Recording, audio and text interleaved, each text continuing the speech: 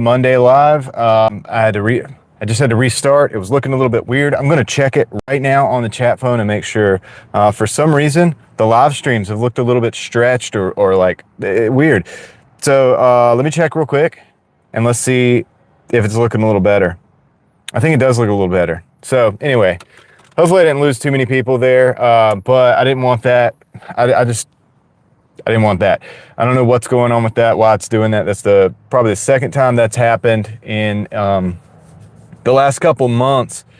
And so, but that's the deal. Anyway, I think this one looks good. We'll be able to rock and roll with this, because just for the people that watch this after the fact, definitely wanted to make it look decent, right?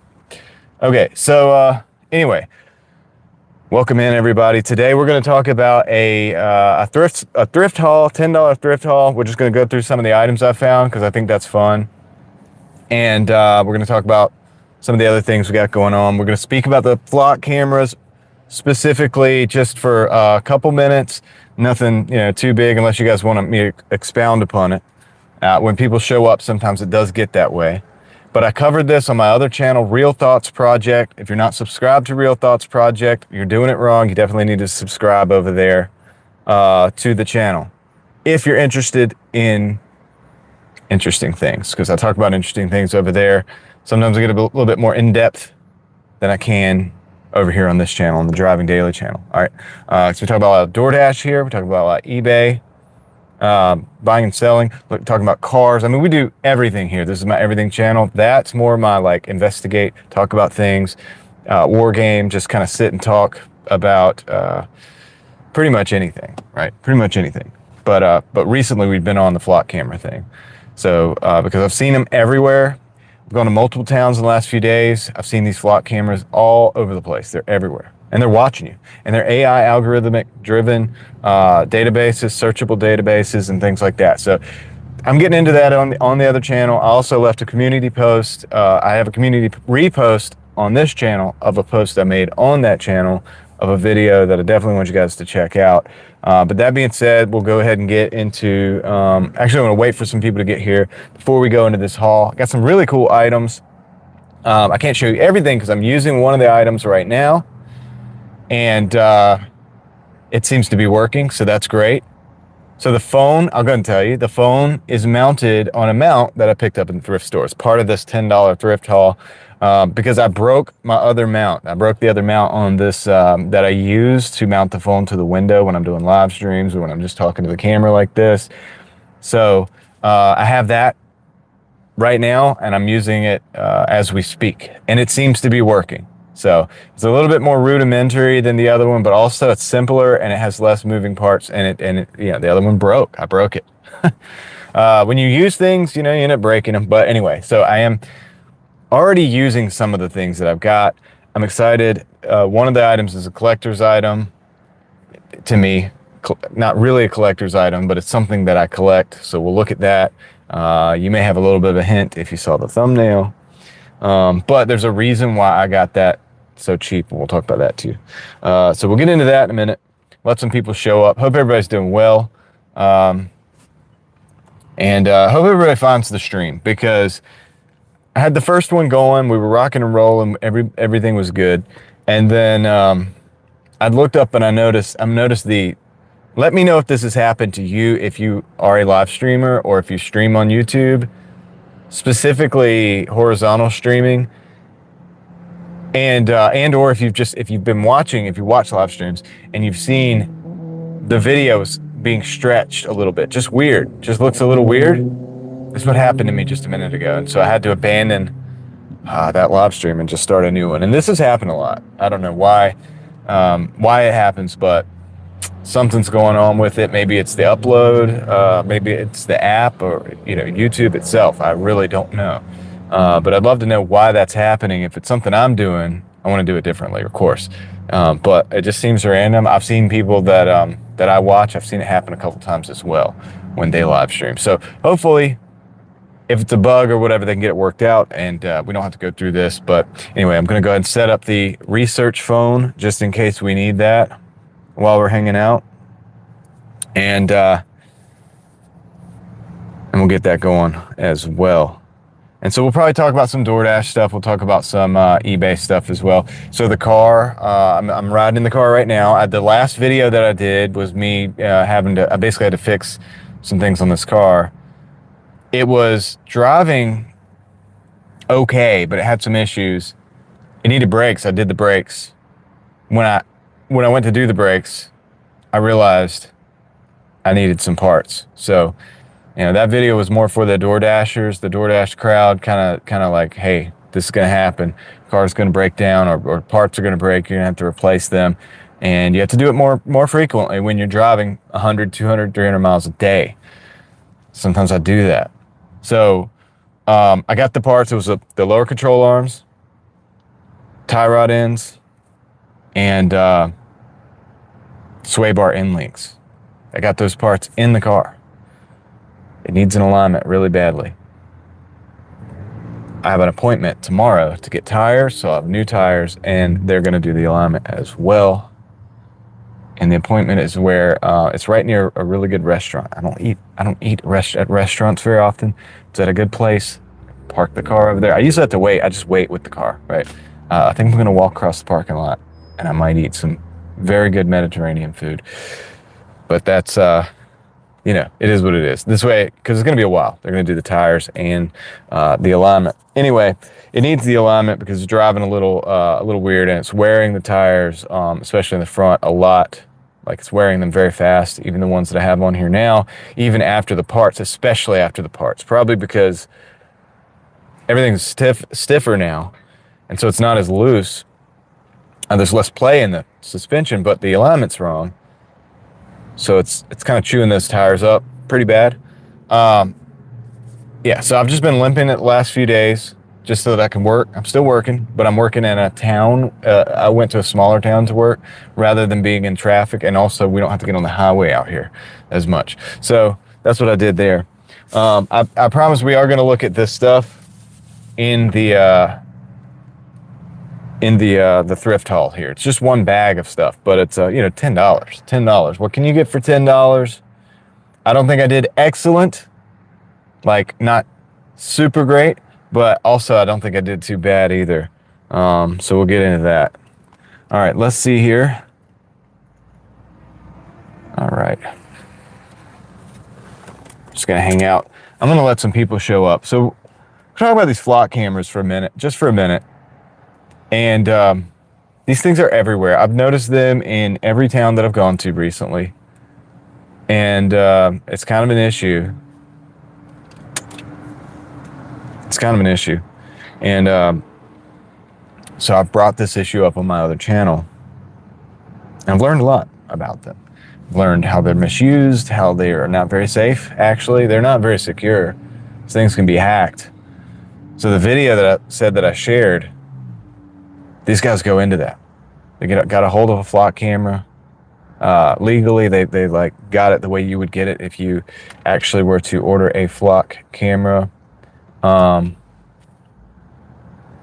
since they had it up, in their possession or whatever, they proceeded to do all the things that you would do if you were going to try to hack it, to try to figure out how secure that it was. And it turns out they're not very secure. I suggest everybody go watch that video. It's about a 45-minute video. It's not mine, not my video. It's somebody, it's another video.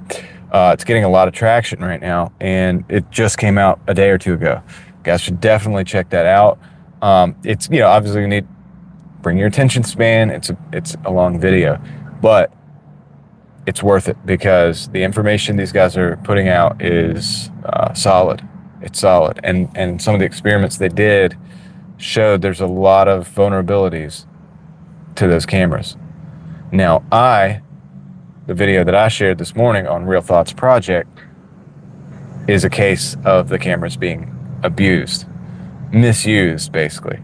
In this case by a police chief, but it goes deeper than that. So definitely check that out as well. All right. So let's see where we're at. Anyway, so yeah, so we got the car's running good. It just needs the alignment and needs the tires. So as soon as I get that, we'll be rocking and rolling. We'll be back doing the DoorDash stuff. Now, a word on reselling. because I got this thrift haul here. I'm going to resell at least 2 or 3 of these items, probably 3 of these items. Going to get sold. It's going to pay for the other items. It's been an argument that, reselling is like robbing from people who need to go into the thrift stores and buy things because they're less fortunate, right? This is an argument, and I've heard it quite a bit. Now, the thing about this is, from my perspective, is like, who are you saying is rich? Like, who are you talking about? Because most resellers, let's just go and let you know, most resellers are not out here getting rich. They're not getting rich on reselling items that they find in thrift stores and things like that. It's just not happening. You might be able to, if you're lucky, like some of the top tier individual resellers are able to actually maybe quit their job and so replace their job. So say they made $100,000 a year, they could probably make, $75,000, maybe $100,000 a year. There's a lot of taxes that are paid. Obviously there's a lot of taxes that are done in the transactions of all the sales, both buying the items and selling the items as well. So all of that goes into, into play, in fact. But yeah, most people aren't out here just getting rich on reselling things they found in the thrift store. You know what I mean? So, it just is what it is. Something to consider, something to keep in mind out there. That's not happening. Now, in my case, we have to buy stuff at the thrift store sometimes anyway, because there's times where we might not be able to afford the thing at the store. And my choice was, instead of, anytime we cannot rely on the government, for example, for help, say for food or whatever, if we could not do that and instead go to the thrift store and buy things and sell things to survive, to make enough money to live on, then that would be a better way, or at least an option. It's an option I can take that maybe somebody else can't, and so that maybe they can get the help another way, right? So it's not in any way, shape, or form. If anything, buying things from the thrift stores and selling them has helped me survive. Helped me survive in times when I didn't have it so well. And right now times are tough all around. There's like a light over here. This truck is parked right here and shining his lights right in my face. So that's fun. But anyway, Fever Dream, I saw that you stopped in. How you doing? Welcome to the live stream. Hope you're doing well today. Hope you're doing well today. I saw your comment on the video on RTP. That was classic. I like that, and you're probably right about that. But yeah, so as somebody who has been less fortunate, whatever you want to call it, like not doing as well, or basically not making all the money in the world, and kind of needing to find ways to help or whatever.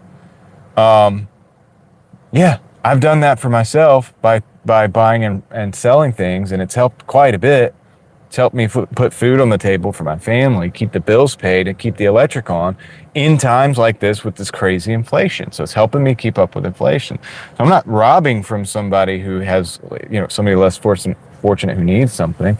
Another thing is, a lot of times with some of these items, and you'll see in a minute when I show you these items that I got here, some of them are specialty items. They're not something that somebody that's like less fortunate is going to go and buy anyway. How you doing, Knights West? Hope you're doing well. Hope you have a good day as well. So these items are not like that. Sometimes I'm finding items that are specialty. You wouldn't want some of these. Somebody wouldn't just come in and want to get one of these. This is somebody who had a nostalgic experience with some of these items, and maybe they want it for that reason. Right? But it's not something like that you're going to need. These aren't needs. A lot of times they're wants. Now, sometimes I will buy and sell filters for vacuum cleaners, things like that. But anyway, I'm gonna give you guys some examples in a minute, but I just wanted to touch on that because I've heard this argument that somehow resellers are, stealing from other people when they go to thrift stores. It's not the case. Now, I understand when you're talking about scalping. That's a different topic altogether. You know, you see it in the playing cards markets. You see it in the diecast market. We're talking about Pokemon. We're talking about Hot Wheels. Okay. Sorry about that. So this item failed, but we're gonna get it back up there. Oh, upside down. I'm upside down. Let's see. Let's see if we can fix this, guys. All right. No. How did that happen? Because that's how I had the phone. There we go. Got it. That was exciting. Okay, so this thing may not work as good as I thought it was going to. The suction cup fell off of the window. Anyway, so now that we got our layout, but yeah, I was talking about like Pokemon cards, Hot Wheels, things like that. Obviously, other things. You know, people will go out and buy them brand new and buy every single one on the shelf, and then go to resell those on things like eBay and other places at an exorbitant price. Or another recent example would be, I'm gonna put this up right here. There we go. Now my face doesn't have a light on it. Another example would be this recent Starbucks thing with the cup. They had this cup or whatever, and it was a limited run. They only sent a certain amount out to each store. And, you know, people went crazy. I was even Doordashing, and I went to a store, and some guy was telling me his girlfriend had him out all day looking for this cup, right? Whatever. People are buying those, probably going to resell those, make a bunch of money on it. It is what it is. You know what I mean? It is what it is, right? So that's kind of like scalping. It's not really what I do. Not really what I do. I connect people with things that they want or need. It's the way I look at it. So a lot of things are just going to be sitting on the shelf. They're just sitting on the shelf or whatever. And, you know, they're not doing anybody any good in that thrift store. I'll tell you that. But let me, we'll check the chat here. So, yep, we got Fever Dream Animation, Knights West. Cool. And yeah, and I don't expect people to find the stream very quickly today because I had the other one up and then had to redo it. So this is a new stream altogether. But anyway, for everybody that is here, I do appreciate you being here, and I'm glad you found me. I'm glad you found the stream. It's pretty awesome. But we're gonna get into this thrift haul in just a minute. But anyway, yeah. So we're not stealing from the poor, you know, to get rich or whatever. Reselling, it doesn't work that way. I don't know any resellers that do that. The scalpers, it's a whole different thing. It's a whole different thing. I've seen that. I've seen the scalpers out there in the wild and everything, and I've never gotten behind it because first of all, the prices on this inventory, it's usually not cheap, and second of all, like, I've seen this happen where people will do that and then they'll stack up all those items. They got a huge inventory of items. And then, you know, if you can't sell it, if for some reason that product, maybe they produce more, or, you know, you can really get burned by like having these items in your inventory and not being able to sell them. So I never really gotten too into that. In fact, I have a video on the channel about a knife. Hi, Little Ruby, Ryan, I hope you're doing well. Thank you for stopping in. I'm glad you made it home. A knife from Walmart, the Ozark Trail knife. I have a video on that because I did that when everybody was looking for that knife. Everybody was looking for that Ozark Trail knife, right? And yeah, I mean, people were buying them and selling them on eBay. It's a $10 knife. People were selling them on eBay for like $20, $30 because it was the D2 steel, bug out killer, all of that stuff. In fact, I have one right here, carrying it, this knife.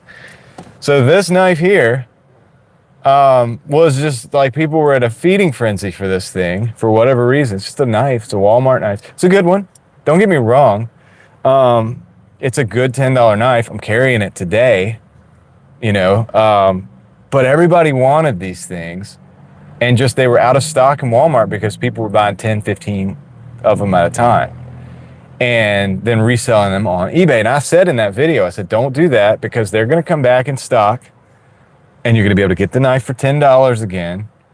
And the people who did that, who stocked up on these things, buying maybe even hundreds of them, I don't know, through different accounts, are going to be stuck with those knives. You're not going to be able to sell them, and you're going to have a $10 knife. And that's what happened. Now, granted, this is the first run, so it doesn't have the clip is only on one side. And so this is special in a way because this is the first ones they made. And some people say the heat treat on this blade is probably a little bit better. Sorry about that, guys. I got to fix this. This isn't going to work. I thought this mount was going to work. I don't know that it is going to work, but whatever. We're going to have to rock and roll with it right now. I'm just going to keep going.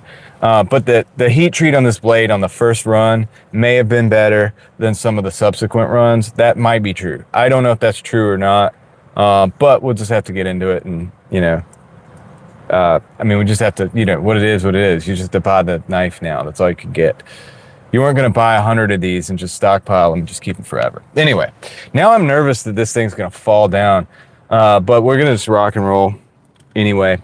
But anyway, that's the Ozark Trail knife example of why I don't scalp things. Because I probably could have bought a bunch of these knives and sold them on eBay and made some money for a time. But as soon as they came back into stock in Walmart, you're going to be stuck with these knives. Can't sell them for more than $10. Why would I buy it on eBay for any more when I could just get it at Walmart for 10, right? But anyway, so let's get into the thrift store stuff. I'm going to try to make this thing not fall again, but we'll see. Appreciate you guys being here with me. We're going to look at some of these items, and I'm just going to, no particular order, I guess. So this is a not so impressive item, but I just got this because I know people that use these. This Bunker Hill, and it's $1 on there. It's just this little. I think Bunker Hill is like Harbor Freight. I could be wrong. But it's just a little item where you put your keys in, you hide your keys in the yard. So there's that. I got that because that's a cool item, and I might sell it on eBay. I probably won't make a lot of money on that, but I'll do that, right? I will sell it and let somebody get it at a good price. All right, so that truck's gone now. He's not shining the light in my face. So that's that. It's that little item. This next little item is pretty cool. This was a good find right here. Now, this is what I'm talking about.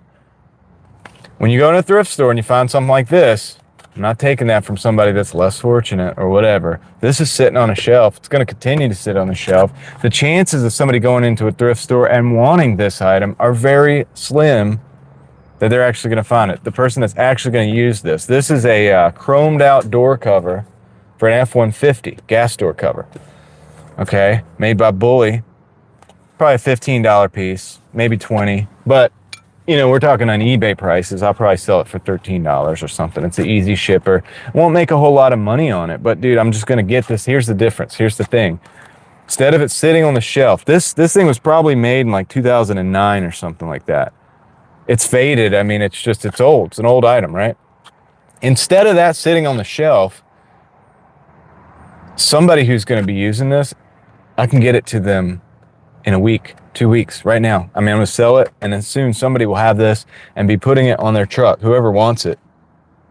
It's not the kind of item I usually would put on my vehicle, but whoever is into this is going to get this item, and they're going to be able to get this and install it on their truck very quickly as soon as I list this up on eBay. And I'm going to give them a good deal on it, too, compared to the other prices on eBay, as I typically do, and make it move fast.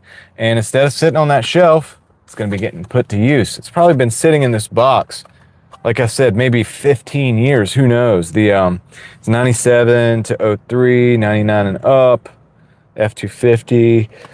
Yeah, so dude, who knows when this thing was made, right? But the package is faded.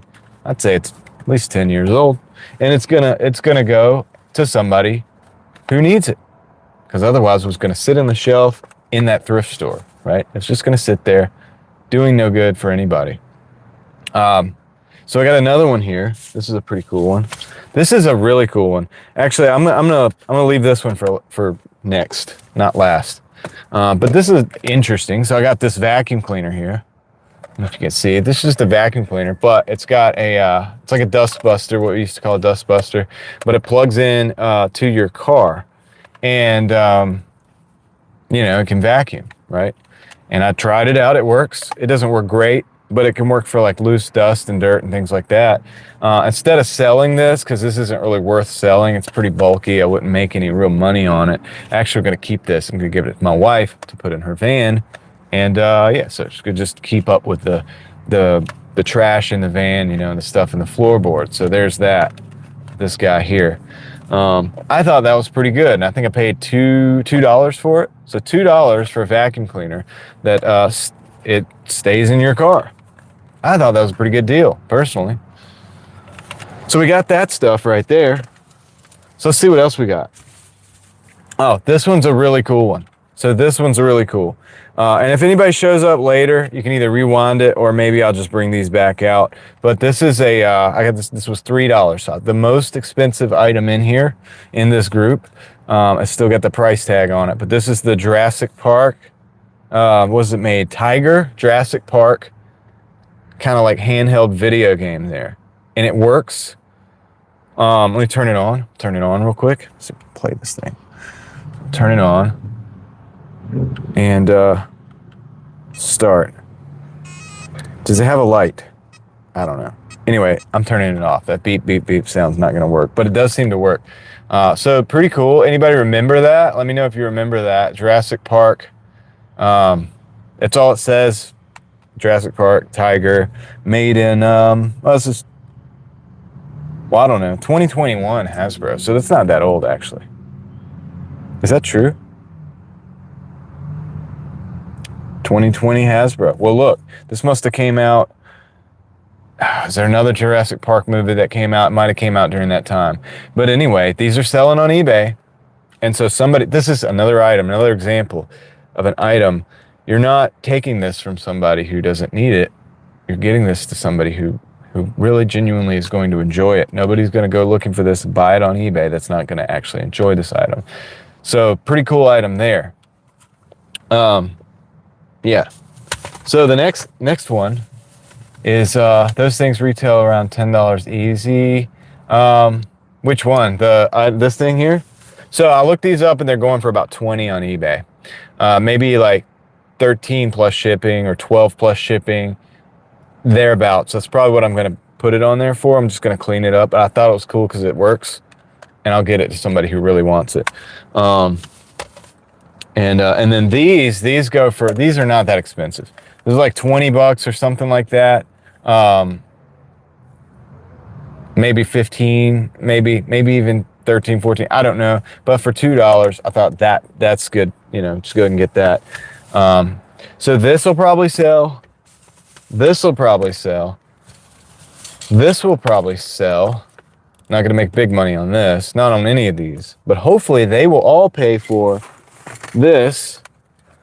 The thing that I'm using that's failed twice while we've been live to hold the phone up. In fact, I'm going to do something right now. Hold on, guys. I'm going to do something right now. I'm going to reattach it that way so maybe we got a little bit longer, right, before it falls down on us. But this is the coolest thing. This is the thing that I like the most. Still got the $1 sticker on it, but I'm going to remove that because I collect these a little bit, not much. But this is a Victorinox. It's a genuine knife, and it's just one with one blade, a bottle opener, and a corkscrew. So it's got the corkscrew as well. Corkscrew there, and then the one blade right there. So pretty cool. For $1, yes sir, I will take it all day long. And it's because it's authentic. I looked at it, I was like, is this, you know, is it a fake? Is it a knockoff? One of the knockoff ones? No, it's a Victorinox. It's made in Switzerland. And yeah, it's not perfect. It's got some scratches on it. It's missing, let's see, the tweezers. It has the toothpick right here, but it's missing the tweezers. It's a little bit dirty. If you look at the, you know, if I open up the corkscrew, you see it's a little dirty in there, right? It needs to be cleaned up. I'll tell you guys something about that in a minute. If you ever find these or have some that have gotten dirty, you can clean them up pretty good. The blade, you can see, this is why it's $1. If you can see, I don't know if you guys can actually see it. that blade's a little jagged, a little messed up, right? There's an apex there, but it's got some dings in it. That's got to be worked on. It's going to take a little time and a little handiwork, right? To get that fixed, right? To fix the edge on this thing. But once I fix the edge on the blade, it'll be a good knife for a long time. And it's small. I like it. It's thin. You just put this in your pocket and you almost wouldn't know it's there. So that's one of the benefits of it. Yeah, that's one of the benefits of it, I guess. The scales, like I said, I think I could probably polish these scales up a little bit. But anyway, so yeah, if you ever have a Victorinox like this, this is like a stainless steel. And so what you can do, because down in here, they do tend to like get dust and debris that gets trapped, you know, in these crevices here. But what you can do, you can wash this like you would wash dishes. You can get a little bin or something, and you can put this in there with soap and water, just like you would your dishes or your knives or your forks and knives, spoons, whatever. And just spray. You can use the spray and spray in there. Open everything up. Let it sit in there, just like this. Because I have one. In fact, if you guys want, we'll look at it in a minute. But I have one that has a lot more features than this. That's kind of rough. That's because it's dirty. So you can just open it up like that. You can put it in the water with soap and water. Let it soak, hot water. Let it soak. Get it out. Scrub it. You can take a toothbrush and you can just scrub it like that. You can take your spray nozzle or whatever you use and just spray it like you would anything else. Clean it up. And then dry it really good, and then oil it. I take some gun oil usually, or whatever I have on hand, and just oil it really good. Spray it down. You can spray in the crevices and stuff like that. And then the same thing, you just take paper towel or whatever. You can wipe that excess oil off.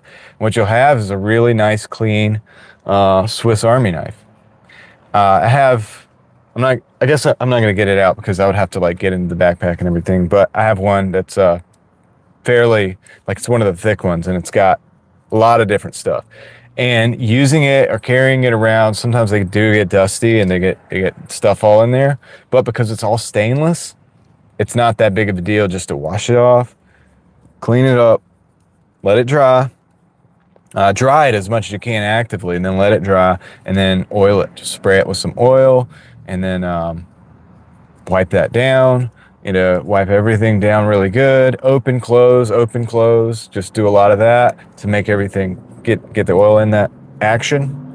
And that's going to make everything easier to open. It's going to keep it protected and keep it clean. Now, if you have too much oil, obviously it can catch more debris. So it's a little bit of a cycle with that. But as with everything, with these things, you're going to be taking care of your tool, and your tool will then take care of you.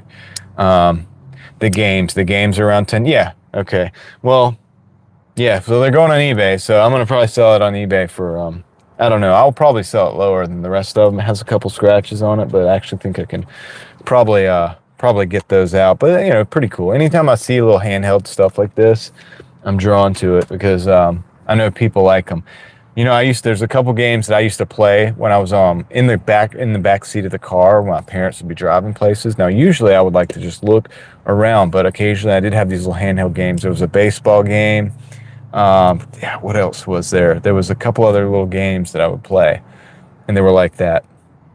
And I remember them. And actually playing one of those games would probably take me back a little bit. It'd be a little bit nostalgic. How you doing, James Money 615? How you doing? Welcome to the live stream. I hope you're doing well. We're just looking at some thrift finds and just chatting about some different things. So I appreciate you being here. And yeah, so, but this was cool. This was cool. To see something like that for $1, always I'm going to grab it. Even if the blade, like I said, the blade needs a little bit of work. It's going to take some time for me to get that right. But I see that a lot with these Swiss Army knives because people want to use this little blade here to do the craziest stuff. See this? And the edge, yeah, that's pretty good right there. You can see that edge. It's all messed up. That can be fixed. It's going to take a lot of material off. But they could be fixed, and then we can get a new apex on that blade. It'll be just as useful as it's ever been, and it'll last a lifetime. These Victorinox knives are great. They're made in Switzerland. You know, the watches that come from Switzerland, the knives that come from Switzerland, they're great. They do really good stuff over there. So anyway, that's my haul for that. Let me know what you guys think. So if Fever Dream, are you still in the chat? Let me know. We're also going to I'm going to ask everybody what gas is like, the gas prices, where you're at. So here we're still looking at a pretty good range, anywhere from $2.70 to $3. It went down a lot and then it went back up. So it's been kind of crazy. It's been in this crazy range, but yeah, let me know if you're listening where you're at, what the gas prices are. I'd love to hear from you on that. I do that every week just to kind of keep a track on it, so that I can always look back and kind of see, and I don't have to rely on all the other charts. I kind of have my own chart, right? So just been animating. Great, that's awesome. What are you animating today, dude? Your stuff is cool. I have to check. I haven't looked, but hopefully your channel's growing up a little bit there. Your animation channel. You've been doing some good stuff for a while there. You were pumping out a lot of original animation videos, and that was cool. So, and I like those old movies and TV shows also. I don't know where you find those things, man, but some of them I've heard of, and some of them I have not heard of. So we're gonna do right now. I'm gonna take this thing and I'm gonna reset it again because I don't want it to fall again. That sucks. At least I don't have 100 people watching or 1,000 people watching. There was only like maybe 3 or 4 people in here when that happened.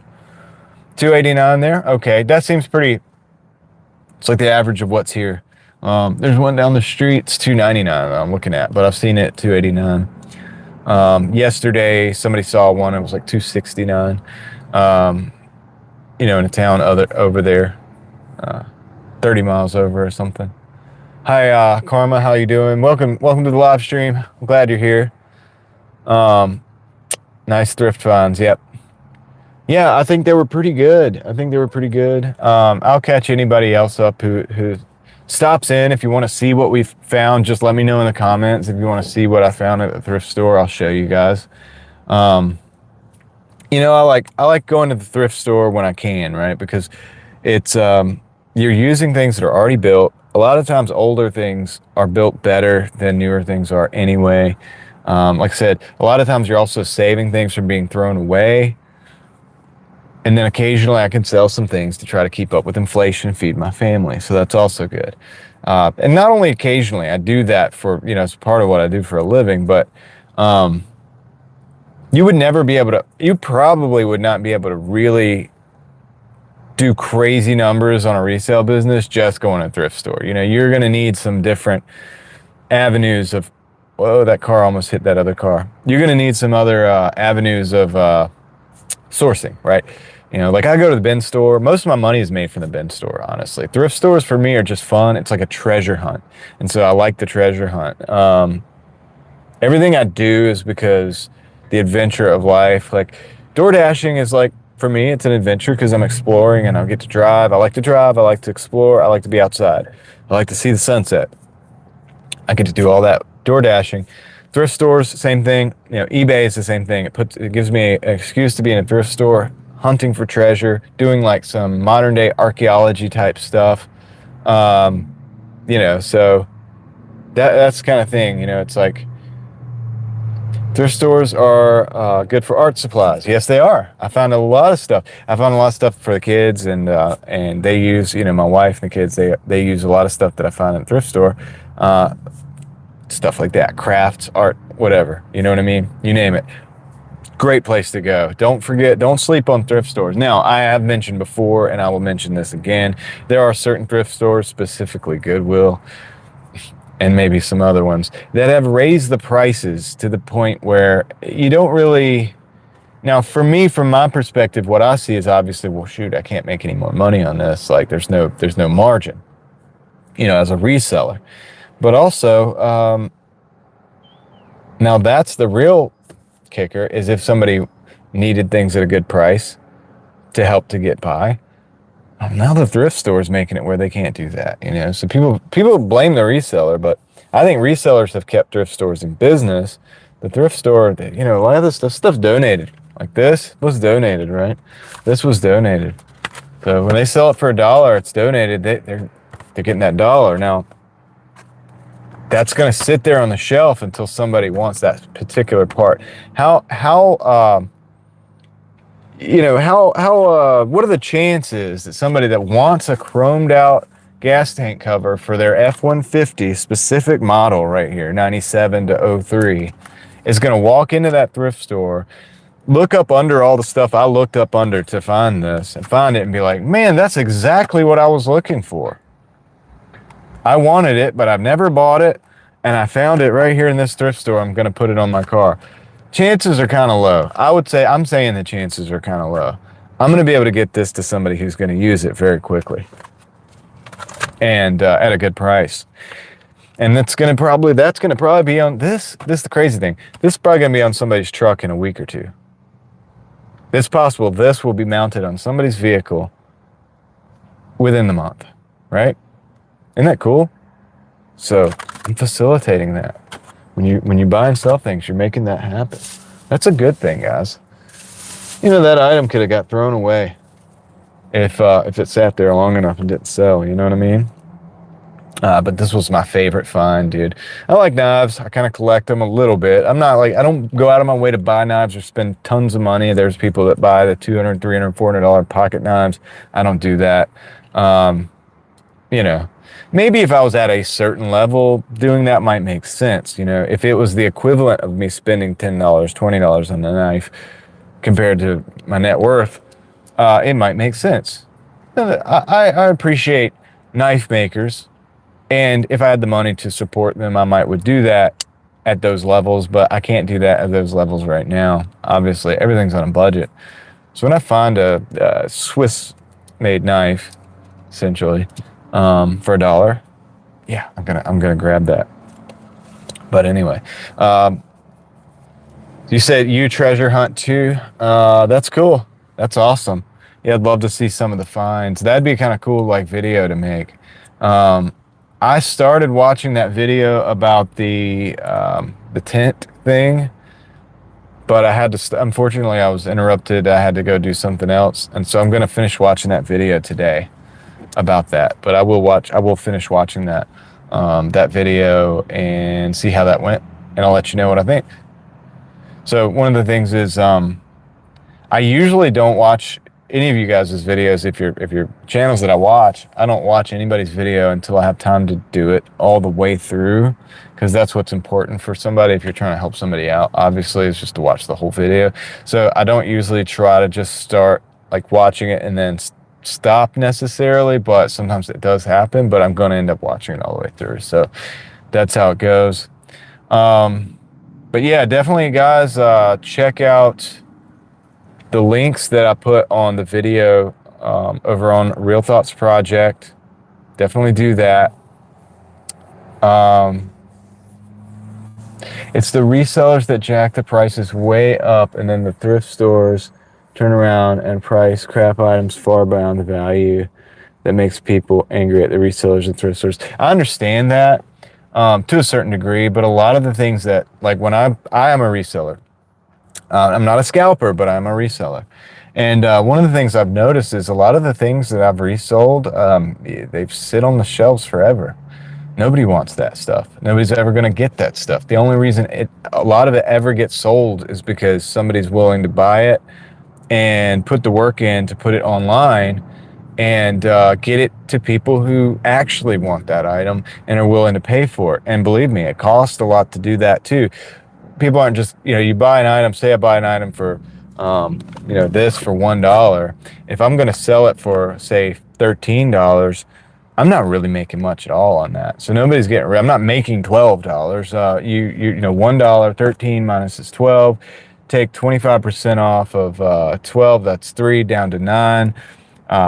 That's for fees. The shipping would be like 6. because I got to pay for my packaging and everything else. So 6 on a good day, I might make $3 on this. I might make $3 if I'm lucky on this. You know what I mean? And oops, guys, sorry. We had a malfunction there. How's it going, Tuber? Hope you're doing well. Having some technical difficulties over here, man.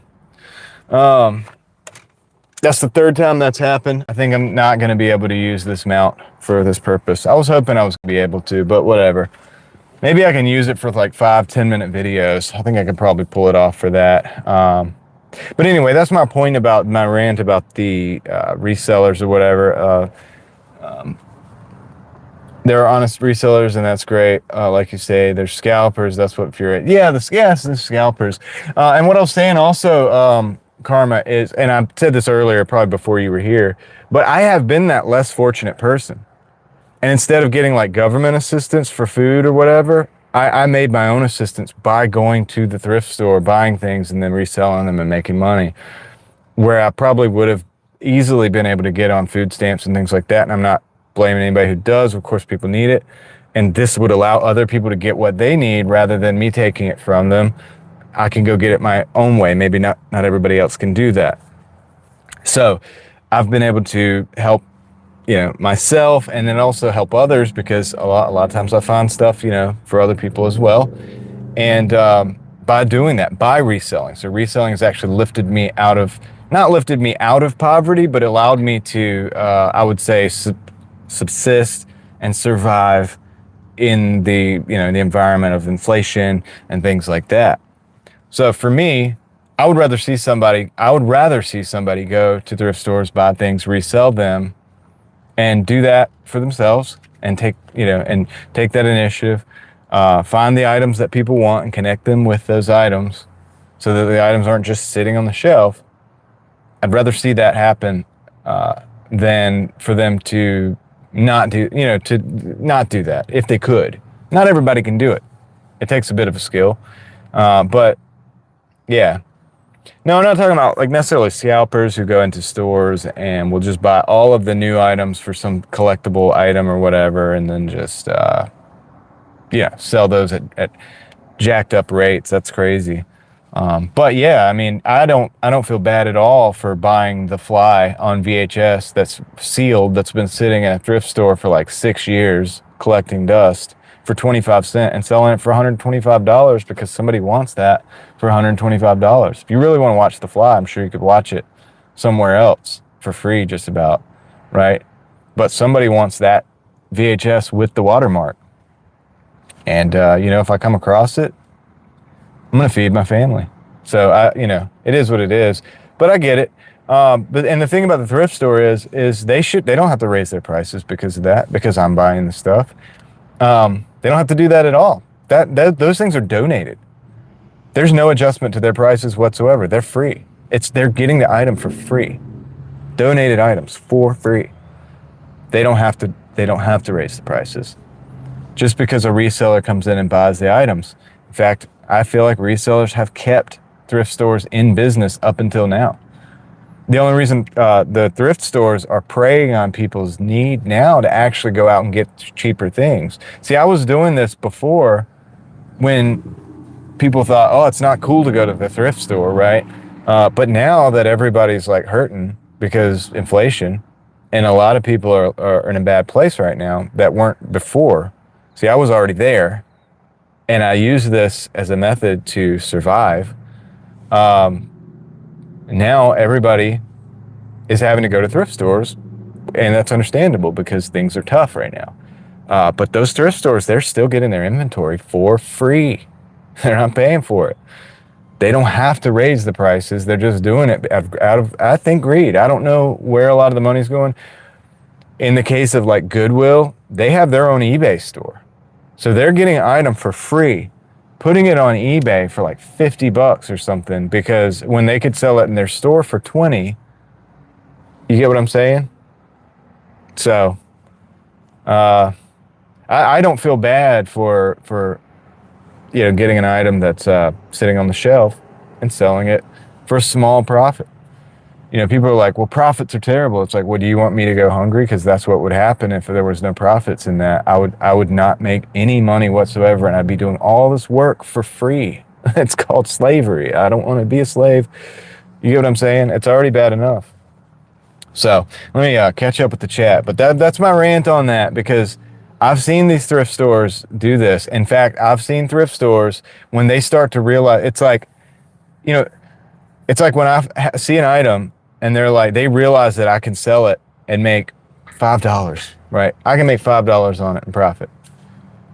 They jack it up to where I can't anymore, and now they've made it where nobody can buy it. I can't buy it and resell it, and now the next guy's not going to buy it just to have it at a good deal. Anyway, and they mess it up for everybody. So it's not the resellers, it's the in a lot of cases it's the thrift stores, because they're greedy. Some of these thrift stores pull off paychecks off of this stuff. You know, they make money. And okay, so saying hey to Kevin, everybody's saying hello.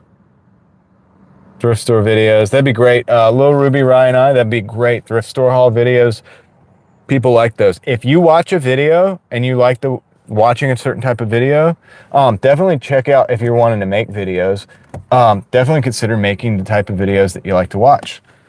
That's just a little tip from YouTube, from somebody who doesn't know what the heck he's doing on YouTube, but hey, here I am. Karma says no, and that's what is frustrating to the people who donate to the thrift shops. Yeah, but when you donate to a thrift shop, if you think about the person reselling and making money, realize that that person might be lifting themselves out of poverty, out of a bad situation where they can't feed their family unless they do this.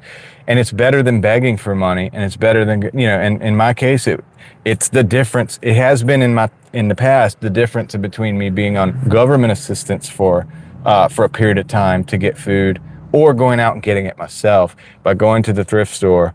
Thank God those people donated those items, and I was able to sell them and make a small amount of money.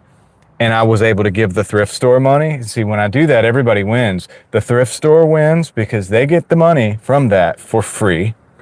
So they get the money for their charitable, whatever they do that's charity. I get a little bit of profit. I feed my family. There's all kinds of taxes that are paid that go back into the system that then helps people that are, say, on food stamps, for example, right? And then the person who buys the item on eBay that I gave them an excellent price on is also happy. So we've just turned that one donation helps the thrift store win, it helps me win, it helps the customer win, and it helps the government win, and people who rely on the government win. There's like 5 wins in there when you allow this to happen that way. But when the thrift store gets greedy and says, oh, we don't want them to make money, so we're going to mark it up just enough to where they don't make money, that's when they start getting in between the charitable thing, and it causes a big problem. I've thought this out quite a bit, by the way, guys. And like I said, this has saved my life. I mean, thrifting, and I don't just thrift anymore for reselling, but that's how I started. And it's made a big difference in the level of freedom that I have, and even my ability to survive at times and provide food for my family. So I take it very seriously, because I know a lot of other resellers out there do the same thing. And nobody's really getting rich off of a thrift store. Nobody's doing that. And people wouldn't be in a thrift store looking to make a little bit of money on some of those items if they didn't need the freaking money. If they already had, like, you know, all the money they need, they wouldn't be doing it. You know what I mean? So most people that are reselling out there, I'm not talking about the scalpers, and I'm not talking about that, but most people that are just reselling, going to thrift stores, trying to find a lamp here or a thing there, they probably they need the extra money. They're trying to feed their family. And so if you're worried about giving a donation to a thrift store because somebody might make $1 on it, hopefully they do make $1 on it. You're actually letting that person feed themselves. It's like, you know, it's like showing a person how to fish versus just giving them fish. Instead of just giving them money, you're giving the thrift store an asset that allows them to be charitable. It allows the individual who buys the item to be charitable by giving to the thrift store, but also to be charitable by giving somebody a great deal on a product or whatever that they would have to spend more for. Most of the time, if I sell something that sells at Walmart for $30, usually I'm selling it for like 20. I'm giving people a good deal, so they get to save the $10, and then I get to eat I get to make like $5, $6, $8, $10 or whatever for my family to eat. And then we all pay taxes. Everybody involved pays taxes. So the government gets that. And so anybody that's relying on the government gets to benefit from that whole transaction. So there's like, I can find like 5 good, strong wins in the whole thing if you allow the market to work out where everybody resells and things like that. But anyway, that's just me. And yeah, I'm not, if you get big enough to a point where you're making all this money, you're not going to be going to a thrift store anymore anyway that much, except for just for fun, because you can't scale the thrift store. You can scale bin stores. You can scale pallets. A lot of people buy pallets and things like that. You can scale that. You really can't scale going to the thrift store. You can't go to the thrift store but so many times. You know what I mean? Like in a day. There's not that much time in a day. Yes, you can come out with some good hauls or whatever.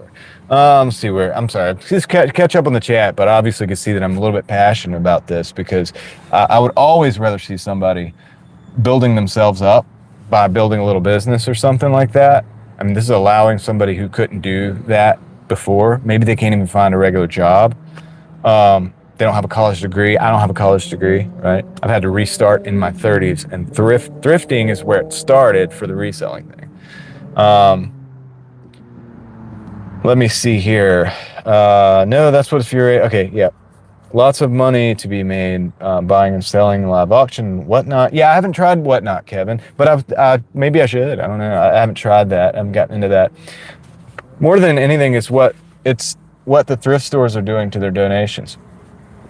Yes, and also I wonder I'm not going to get involved in that, but I also wonder sometimes with certain thrift stores the way they behave. I'm like, I wonder what you guys are doing with the money that I'm giving you, because for me to go to thrift stores in a circuit, like say I go to a certain thrift store once a week, I'm buying something every day or every time I go if I find something good, if they don't jack the prices up.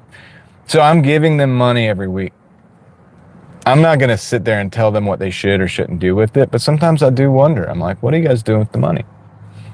By the way they behave. I mean, certain ones are different, but it is what it is. Many online auctions, wholesale markup too much and then leave thin margins for resellers. Yes, it's tough for resellers. I mean, like, that's what I'm trying to say. People think resellers just come in and just get rich on it. It's actually hard. It's actually, like I said, this at $1, you're like, well, you're going to sell it for 13. You're going to make 12. No, I'm going to make like 2, maybe 3 if I'm lucky. Squeeze $3 of profit out of that. Still 1 into 2, 1 into 3 is still good. But you got to pay taxes on that. You know what I'm saying? And taxes are high for something you just buy and resell. Because it's a profit. That type of a gain. I pay there's a pretty good percentage of taxes you're gonna have to pay on that. It's tough for resellers, actually. Let's see. Hi, I love you, XOXO. How you doing? You're right about making videos we like. I make many product review videos because I watch them. I consider buying something. Yes. I've done some of the best videos I've ever done. I'm gonna readjust this thing so it doesn't fall down on us, guys. We only got about 10 minutes every time, so I've got to remember. Some of the best videos I've ever done, I did because they're the type of videos that I watch. You know what I mean? And we did just look at the thrift haul, guys, so I have more people here now than when we looked at it. If you guys want, let me know in the comments. Let me know in the chat, and we'll look back at some of the items that I got for $10. $10 thrift haul. Hi, Kendra. How you doing? Hope you're doing well. Thank you for being here. Everybody's saying hello. Leverage in reselling comes from buying lots of a single item. Yes, one item, repeat sales. Kevin, my reselling, whatever you want to call it, business, whatever, my eBay account became exponentially more profitable. And this doesn't happen at thrift stores, by the way, guys. And this is what I'm trying to explain. When I started going to bin stores and outlets that are getting rid of like massive quantities of items, and I can buy 100 of a single item. And one time I bought like 400 units of a single item, right? And now I'm making maybe $5 to $8 on a unit.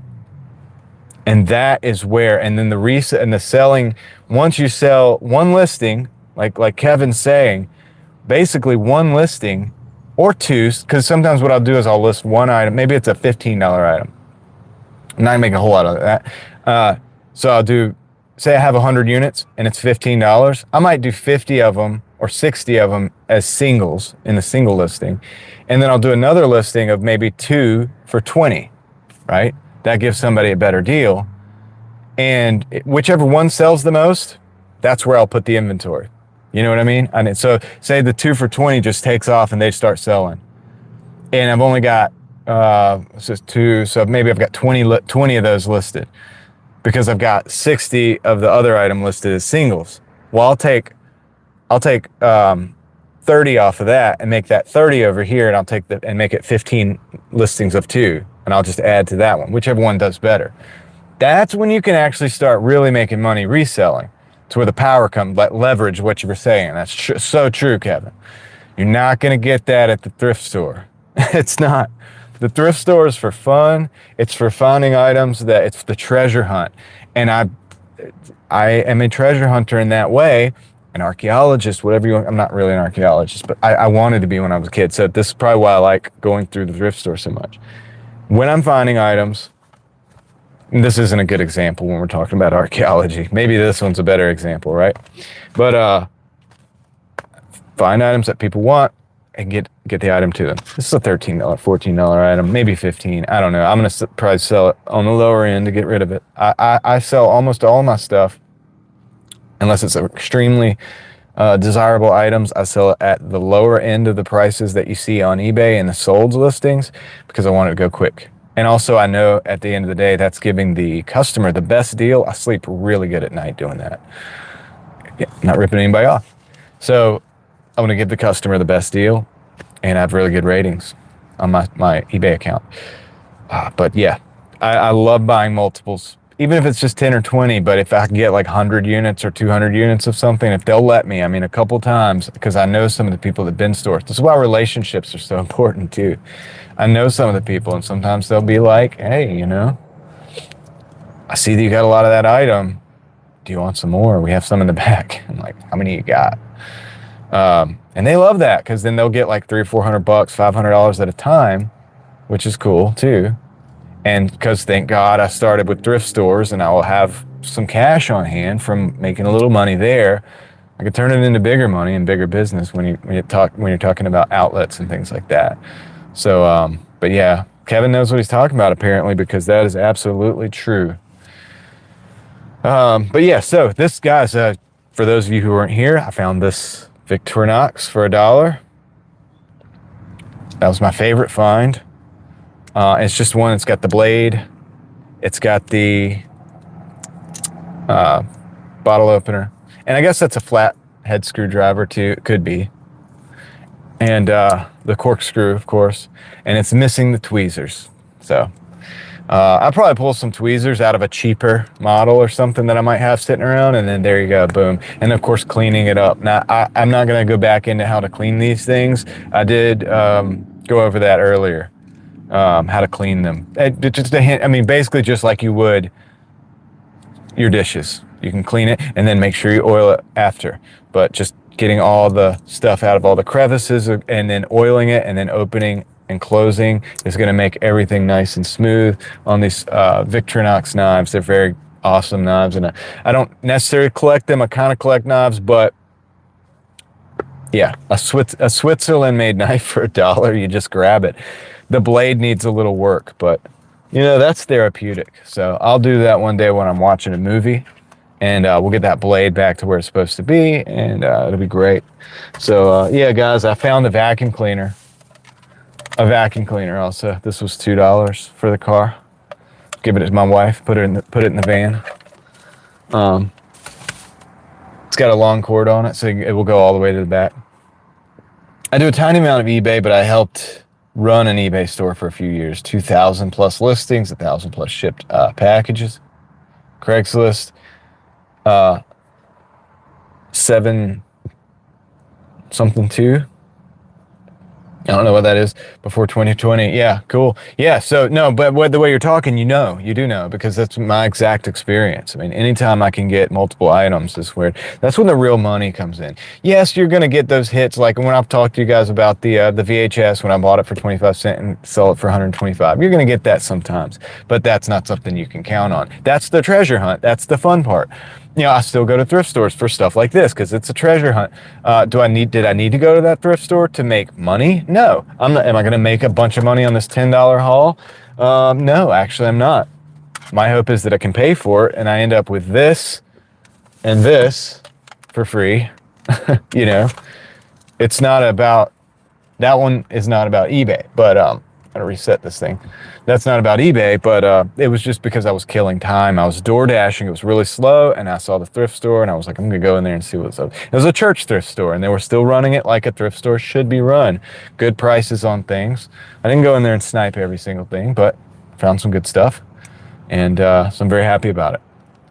Kendra says that's awesome. Yeah, absolutely. I really like knives. Guys, I might show you guys some more knives. You guys want to see some more? Well, would you watch if I did videos on knives? I know the knife people would. Anyway, I know how to make those videos work because I like knives, right? And so I know the knife people will dig it. I have some knives that maybe I would show and just play around with. I throw knives too. Does anybody want to see me throw knives? I got to set up a new target if I'm going to do that in my backyard. I have to probably build a new one. I had some other stuff, and then I sat it to the side. I sat it around. It's not good to do that with the knife targets, but that's just something I used to do as a kid when I was, and it's like the kid in me. It's like you know what I mean? Is throwing knives. And so when I pick up a knife, not this type of knife, but if I pick up like a dagger or any kind of knife that has any level of like balance or like pointiness, I just kind of want to throw it. Now, some of them you don't, right? But I have thrown knives that I'm not supposed to obviously throw, and yeah, I've messed some of them up too. You know what I mean? Like you can bust the scales or whatever. If a knife's not made to be thrown, you shouldn't throw it. But I have. Yeah, I throw screwdrivers, kitchen knife, like anything, right? So it's just fun. I haven't really done it in about a year because I just haven't had time. I've been working. So maybe I have actually. I take that back. I've done it a few times, but not like I used to. I used to do it like every day. I would just go in the backyard and just throw some stuff. I have some actual throwing knives that are made for throwing, of course. That's what we'd probably look at some of those. I have some Bowie knives that are made for throwing that are kind of special, and then I have some other ones that are a little bit cheaper, some Mall Ninja stuff that's not really as good, but it's kind of thing that I started out on, and that kind of thing. Those knives are not the best for throwing, but if most people go looking for throwing knives, it's what they're going to start out with. But they make some really heavy knives now. I mean, there's some guys that. There's a company called Ace Jet that makes them. They're very expensive. I can't afford them. But they're weighted knives. They're made for no spin throwing, which is what I do most of the time. I mean, I could throw anyway, but I like no spin because you just kind of adjust the distance however you throw it instead of like if you throw a knife that with a spinning way of throwing it, you have to be a certain distance kind of thing.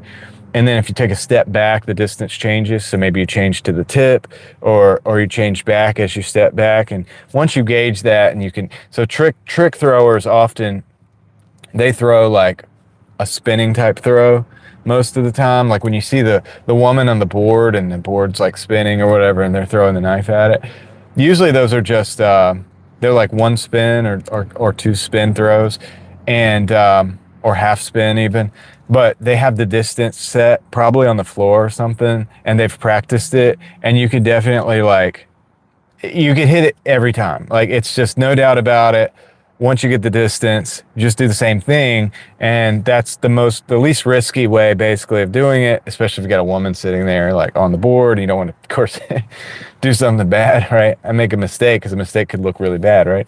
But anyway, that's kind of fun, but once you get that and you have the distance and you're sitting there, it's not fun anymore. But No, spin throwing is fun because you can kind of like, don't do this at home, guys, but you can, run around and just act like a ninja, right? And it's kind of fun. And you can get some distance, bigger knives, the heavier the knife, the better. And now what I was saying is they make some more weighted, kind of spiky knives that are made for by people that throw no spin. And there's now some kind of knockoffs of that. I don't want to say completely but they've taken that design into the cheaper realms where they're still not cheap like Mall Ninja knife cheap, but they're inexpensive enough where I can afford them. Like maybe $50, I could get like 3 of these knives and really have fun with those. And so, yeah, I'm going to be trying some of the new knives out here, in the future. It just hasn't been a priority because, guys, inflation is crazy. I've just been working, man. I've been working a lot. The title says surviving inflation, and it is what it is, man. I've had to work extra this last couple of years, dude. It's been wild. That's awesome. Yes, that would be cool. Throwing knives would be cool. Film everything. Okay.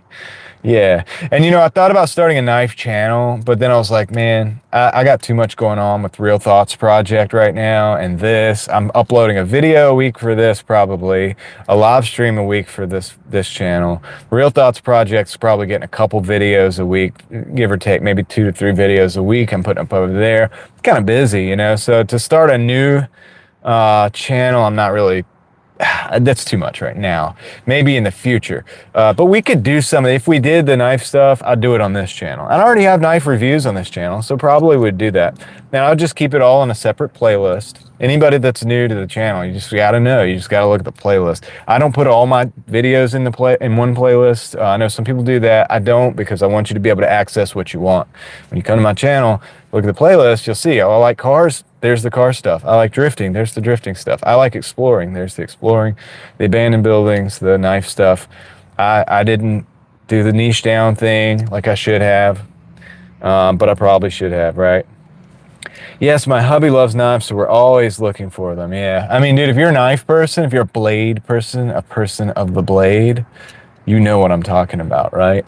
I've got several blades right now in the car. Like if I open that, if I went into I could probably do a knife show right now. I have about 6 or 7 different types of knife.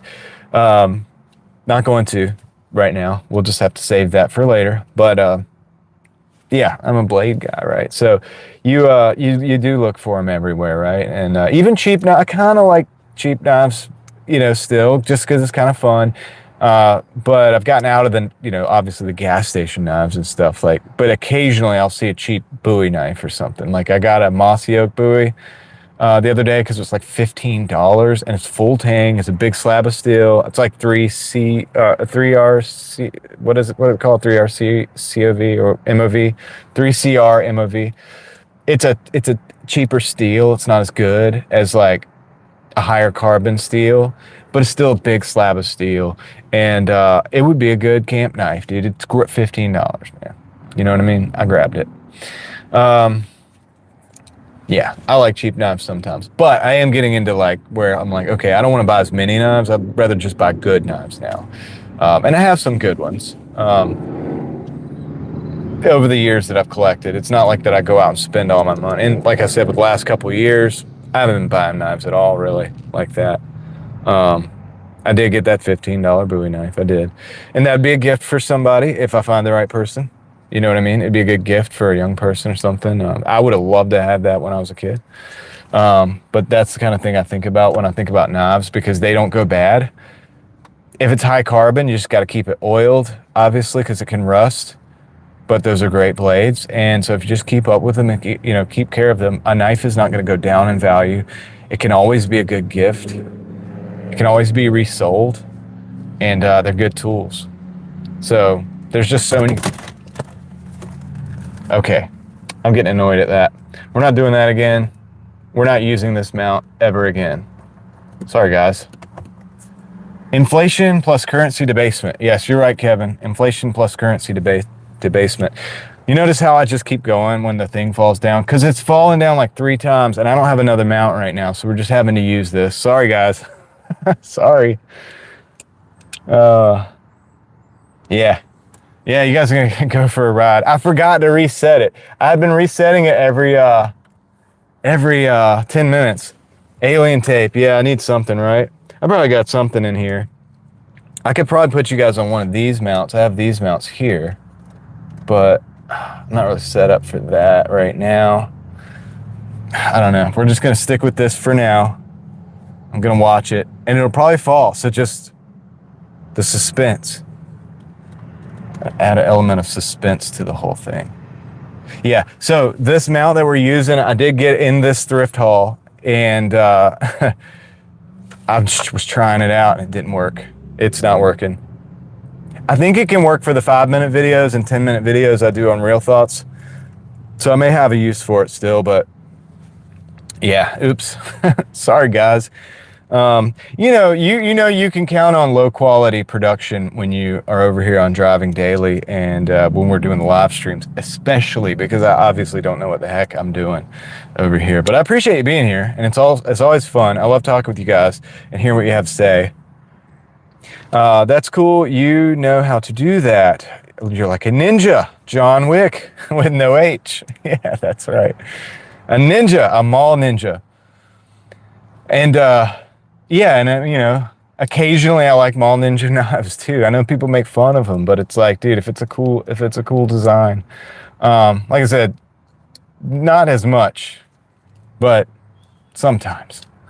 The suspense, keeping us on our toes, taking us for a ride. We don't always get this on live streams. No, you don't get this on live streams. I don't know who was here with me when we were doing the Facebook Marketplace meetup thing. And I was having to find that guy, but that was also, you don't get that too often either, do you? That was crazy. But we did find him when we did make the sale. We made the sale. So, look, there's so much polished stuff on YouTube. And so for the little channels or whatever, I mean, I'm a little channel. For the tiny channels, for the other ones, like my other channel is like 140 something subscribers, so it's pretty tiny, right? But I already know this. There's so much, people are worried about the production. I'll have to have the perfect backdrop. I have the perfect microphone, the sound, all this stuff, right? There's so much of that on YouTube. Just come over here to my channel, and you never know when the camera is just going to fall down, or when we're gonna try to meet up with somebody on Facebook, and they went to a whole nother address, and now we have to go drive over there and figure it out. Hi, Susan. How are you doing? I saw you there. Hope you're doing well. Thank you for being here. You never know, right? And so this is just adds this is real TV, right? This is a real deal. You want reality TV? Welcome to Driving Daily. You can get this every Monday about this time. I don't even schedule it at a certain time because I'm so unprofessional. But you're dealing with a real person, not AI. And that's, we talk about that a lot on the other channel, Real Thoughts Project. We talk about AI versus real people, and yeah, it's getting crazy. Some of the stuff we're seeing and talking about over there. If you guys aren't subscribed, I don't know what the heck you're doing. You should go subscribe right now. Real Thoughts Project, look it up. It's me, it's my face. You'll see me in the car. I'm a little more serious over there because the topics get a little bit serious, and so it's kind of hard to be this way, right? When you're talking about stuff like that. But did you see my last live? What a technical disaster that was. I don't know, but I know that I've seen you a couple times when the internet was giving out on you, and you couldn't walk here and you couldn't walk there, and you were trying to go everywhere and it wasn't working out. The last time I saw your live, that was what was going on. It was great though. Yeah. And like I said, and so for guys that have asked for this, some of you guys have asked me about the trailer or whatever, or the camper. I am working on that. See, here's the quality right there. I am working on that. I am seriously considering getting a Starlink. The upsides seem to continue to be getting better. But the thing of it is, and I was talking about this last week, some months, a couple videos will pay for that Starlink, and some, in my experience, and some months they won't, right? They may not. Can't rely on it. Now, if I had the Starlink, I'd probably be live streaming a lot more. Maybe that would help the channels a little bit, and maybe, but I can't count on that. And then, of course, I'm spending all my YouTube money on Starlink, right? which is okay because I don't spend my YouTube money on anything other than YouTube, right? Stuff. But yeah, that's where I'm at with that. It's all about the connection. Studio part's simple. Set up a backdrop, I can put a microphone. I have a light that I got for $2 on at a thrift store. That's why I'm in thrift stores all the time. And that I could use for lighting and things like that. But yeah, really the thing holding me back over there is the internet. Otherwise, I would probably go over there a lot of nights and do some live streaming at night. I want to try to do live streaming at night. I know I do the middle of the day. This is 5 o'clock traffic time or just before a lot of times. On Mondays, I would probably schedule a couple of other live streams if I could get that internet worked out. But yeah, Susan, your live streams are super fun over there, and I like seeing all the like the animals and all the plants and stuff you have over there. Crazy. And the thing about it is, it's like winter time here, so it's interesting. It's a trip like to see the opposite, right, at the same time, but live. Our world is where our Earth is kind of crazy, right? Where it's like one season somewhere and it's the other season somewhere else, and it's just wild like that. And it's cool to be able to do live. I talk about technology on Real Thoughts. I talk about technology a lot somewhat in a negative way, but I always express that there are cool things about the tech, and I enjoy it. I love being able to do the live streams. I love being able to watch the live streams from across the world. How crazy is that? That is crazy. I like that. But we talked about some of the downsides too, obviously some of the crazy stuff. And there is some crazy stuff.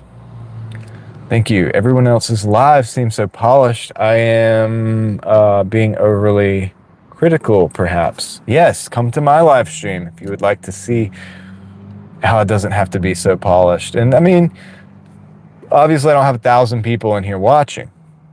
Maybe that has something to do with it, but I would rather hang out with you guys. We talked about this last week. If the channel ever got so big where I couldn't keep up with the chat, we'd have to move to another. I would do live streams on another channel, and you guys could hang out. We could still hang out. I would start a smaller channel just to do live streams at this pace, because I like this pace. I can handle up to like 20, 30 people. After that, it starts to get a little impersonal if everybody's typing and chatting, you know? Let me see. Let me get what we got here. Yes, crazy can be good at times. High country. Okay, I've had dozens of live streams fall apart on several channels. Kevin is the expert at all of this. I love the real. Yes. Yes. So, yeah, and that's the thing. So we're combating AI, and we're in this like race, you know, and there's going to be a lot of people. Guys, go check out my other channel if you haven't. We're doing videos on this, dude. There are people who are going to be doing videos like this. It's not even going to be a real person. It's already happening.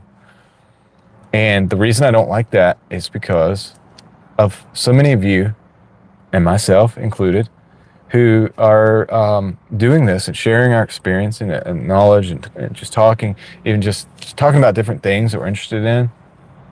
And how much of that traffic is going to AI people that aren't even real. So somebody's not even really putting in the work. One person put in the work to create the technology, but then nobody's putting in the work to move this and see if we can get some more light to put those videos out. And it's just an AI algorithm basically doing it all.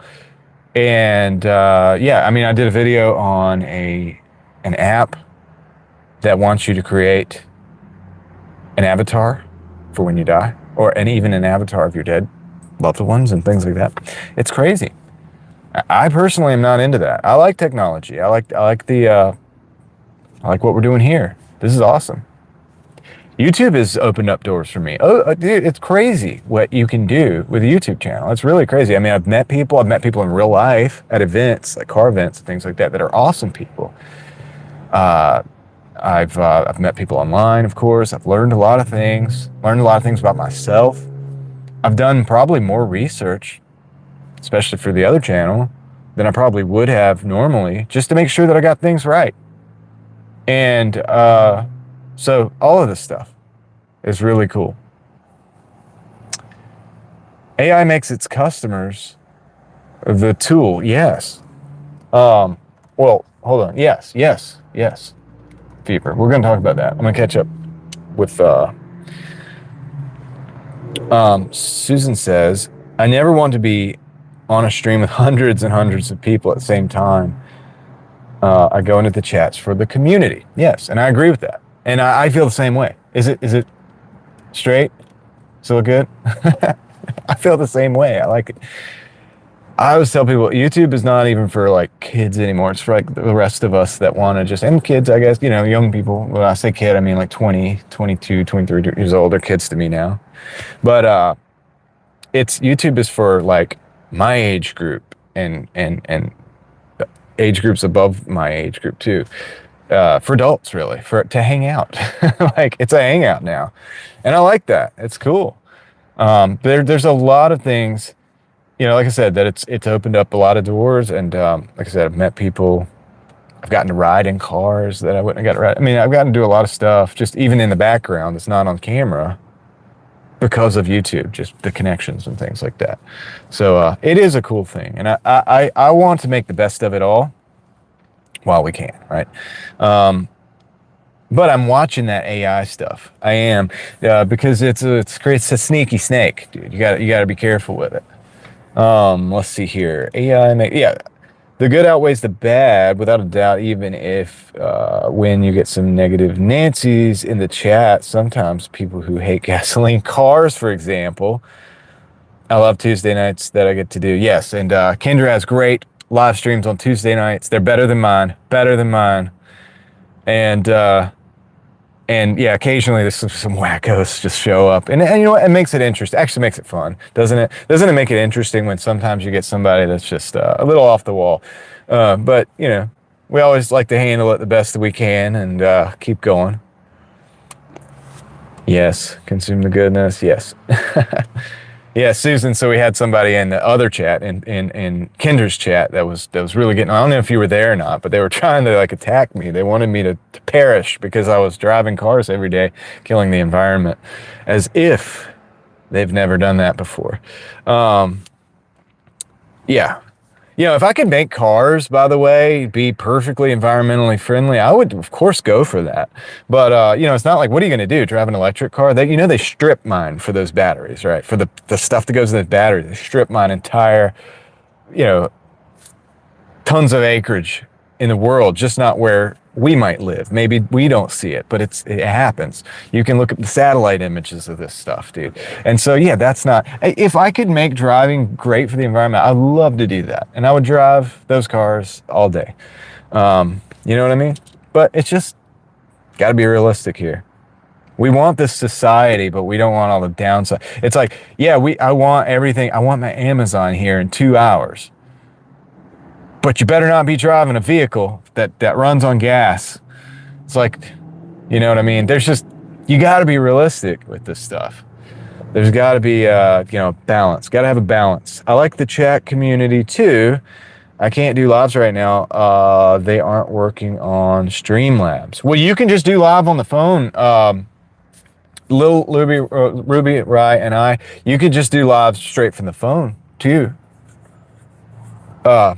If you can do that, just if you have service, this is on a phone. I'm just popping it up on the phone. No Streamlabs, nothing. Of course, now this is the second take. I had that stretchy thing happen where it stretched my face on the first take. This is the second take. Has anybody had that happen? You guys are in the stream now. I'm going to ask you if anybody's ever had that happen to them, because it's happened to me a couple times now. But I just, that's where being unprofessional and just winging it comes in handy. And I just cut it off, delete the live, go back, set up a new live, go live, and wait like 30 minutes for you guys to show up, because the algorithm is doing its thing and leaving me out of the feeds. Totally not Totally not better than yours. You seriously have the best conversation. Well, I appreciate that, but your lives are awesome because you're doing something. You're actually doing something of value. You're drawing. The drawing and the painting has been awesome. It's been really fun, guys. Go check out Kendra's live tomorrow. I'm assuming you're gonna have a live tomorrow. I don't know if you are or not, but I know you do on Tuesdays. So if you see Kendra live tomorrow, stop in and say hello. And yeah, if you don't normally go there, you could say Driving Daily sent me, you know? All right. Have you seen the reviews on AI Coke Christmas commercial? I have not. I have not, Fever Dream. Oh, and you said something earlier that was interesting. AI makes its customers the tool. Yes, and I know you're following the other channel, and we're getting into that, dude. We're getting into that. I fear for my safety because of the things that I'm talking about on the other channel. And I'm actually not even kidding. The stuff I'm talking about with the flock cameras, there's a lot of people. That's a toy that law enforcement has, and there's a lot of people in law enforcement that do not want that toy taken away. And I'm okay with them having the ability to do surveillance and all that stuff. I'm okay with it. But the problem is those cameras are dangerous. Watch my last video on the Real Thoughts Project and click on all the links and watch the suggested videos that I suggest in that. And you'll see that these things are not safe. In other words, they can be hacked. You know, if you have a 16-year-old young person, kid, whatever. I don't like the word kid because it's like goats. Goats are kids, like it's cattle. But anyway, child, whatever. If you have a 16-year-old and they're driving around, these flock cameras are tracking them. And that can be hacked. Or in my case, my wife with all my little kids, right? Kids, I said kids. You get what I'm saying, right? Well, I'm a little weird with that word, but you get what I'm saying? I have little children, small children. My wife's driving around, and the flock cameras can track her and track them. And they can be hacked by bad actors. And there's a video that I suggested in my video you can find the link over there, and I'll also put it on my community post on both pages because I think it's very important, of some guys that did that to prove it could be done. So just take that. Now, where the AI is making people the tool. Dude, AI is a weapon. And if you haven't figured it out, and it can be pointed at us, we're the target. These things are designed to take all of our information and know us very well and to create psyops back to control us. It just got dark, I know. This is where our conversations always end up going. But it is true that is actually kind of something that AI can do. Is it the only thing it could do? No. And there's probably some good stuff out there, but I'll say this. I don't use AI for anything. I've talked to some people. They're like, well, I use AI for video ideas and titles and stuff like that. I don't. I don't know why people need to do it. I don't have a problem. If you are, I'm not saying that. I don't. Like, I don't know. I'm not doing that. Maybe I would be more successful if I did. But the ideas I'm coming up with is from just things I'm seeing. And then I do a little bit more research. And then like on the other channel, like I'll do a research. Maybe I read some articles and then I'm like, okay, I'm going to share these articles and then we'll share our thoughts on this. And that's basically what I'm doing. And then the titles, I enjoy coming up with the titles, so I'm not going to let the computer do that for me. I'm sorry, dude. Like, that's my thing. I do this thing to be creative. Why would I let the computer do it for me? That's not creative. You get what I'm saying? Like, does anybody understand? Do y'all like? It's okay if you don't agree, but I mean, that's where I'm at with this thing. Like, I started making YouTube videos, guys, because I liked the way the sky looked. I was out driving. That's why it's called Driving Daily. And I saw a beautiful sky, and I was like, dude, I want to do some dash cam to capture the way these clouds look with the sun bouncing off of it. And that's what I started the channel for. I thought it was slightly creative, right? I was like, this is cool. And then I started making more videos, right? And then I was exploring some stuff. I was like, I want to share this too. It looked cool on video with some music. I did that. That's the only reason I'm here on YouTube. All this other stuff happened subsequent. I was never going to put my face on YouTube and do live streams, none of this stuff, right? I just thought the sky looked cool. And I don't have talents like Fever Dream over there. I'm not very good at animating and things like that. I was like, dude, well, I think put a video of this and maybe put some music would look cool. It'd be fun to do, like a creative outlet. Why am I going to let AI take that over from me, dude? No, dude, no. Thank you. No, thank you. No, thank you.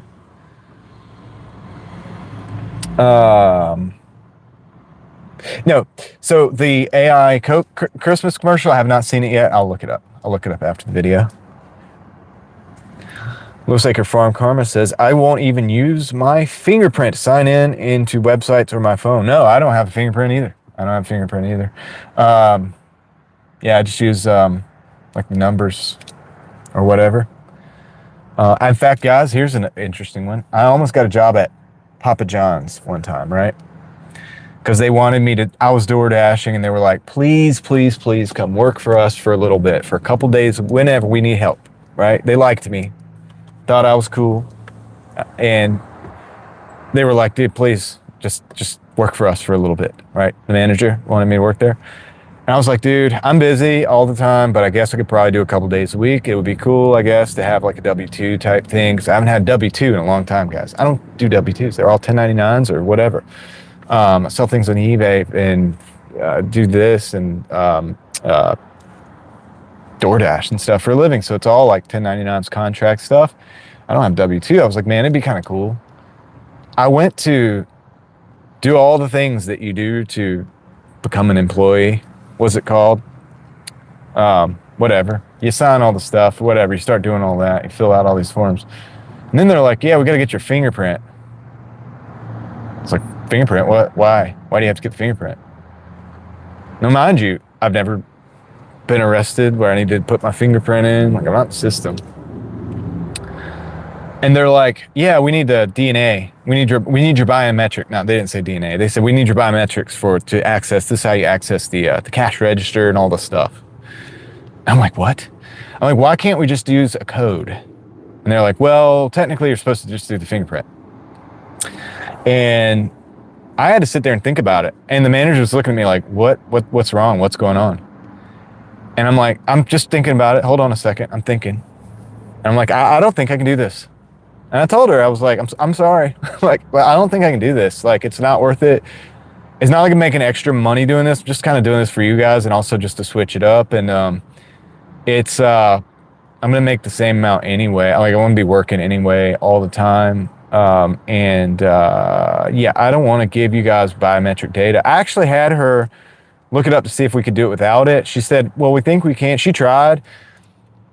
I looked it up. They get the fingerprint. They keep it 3 years after if you're fired or if you quit, they keep that biometric data on you in their database 3 years after you're done with the job.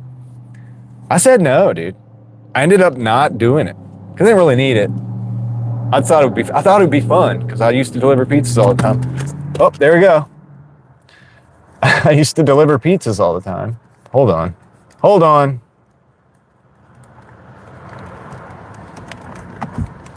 Having fun yet? All right. I thought it'd be fun to deliver pizza, just to work at a pizza shop again. And it probably would have been. But I wasn't going to do the fingerprints, guys. Not for a pizza shop. Not for them to have my biometrics that can be hacked out of their system. And then they can hack everything else that I have biometrics if I have biometrics on it. No.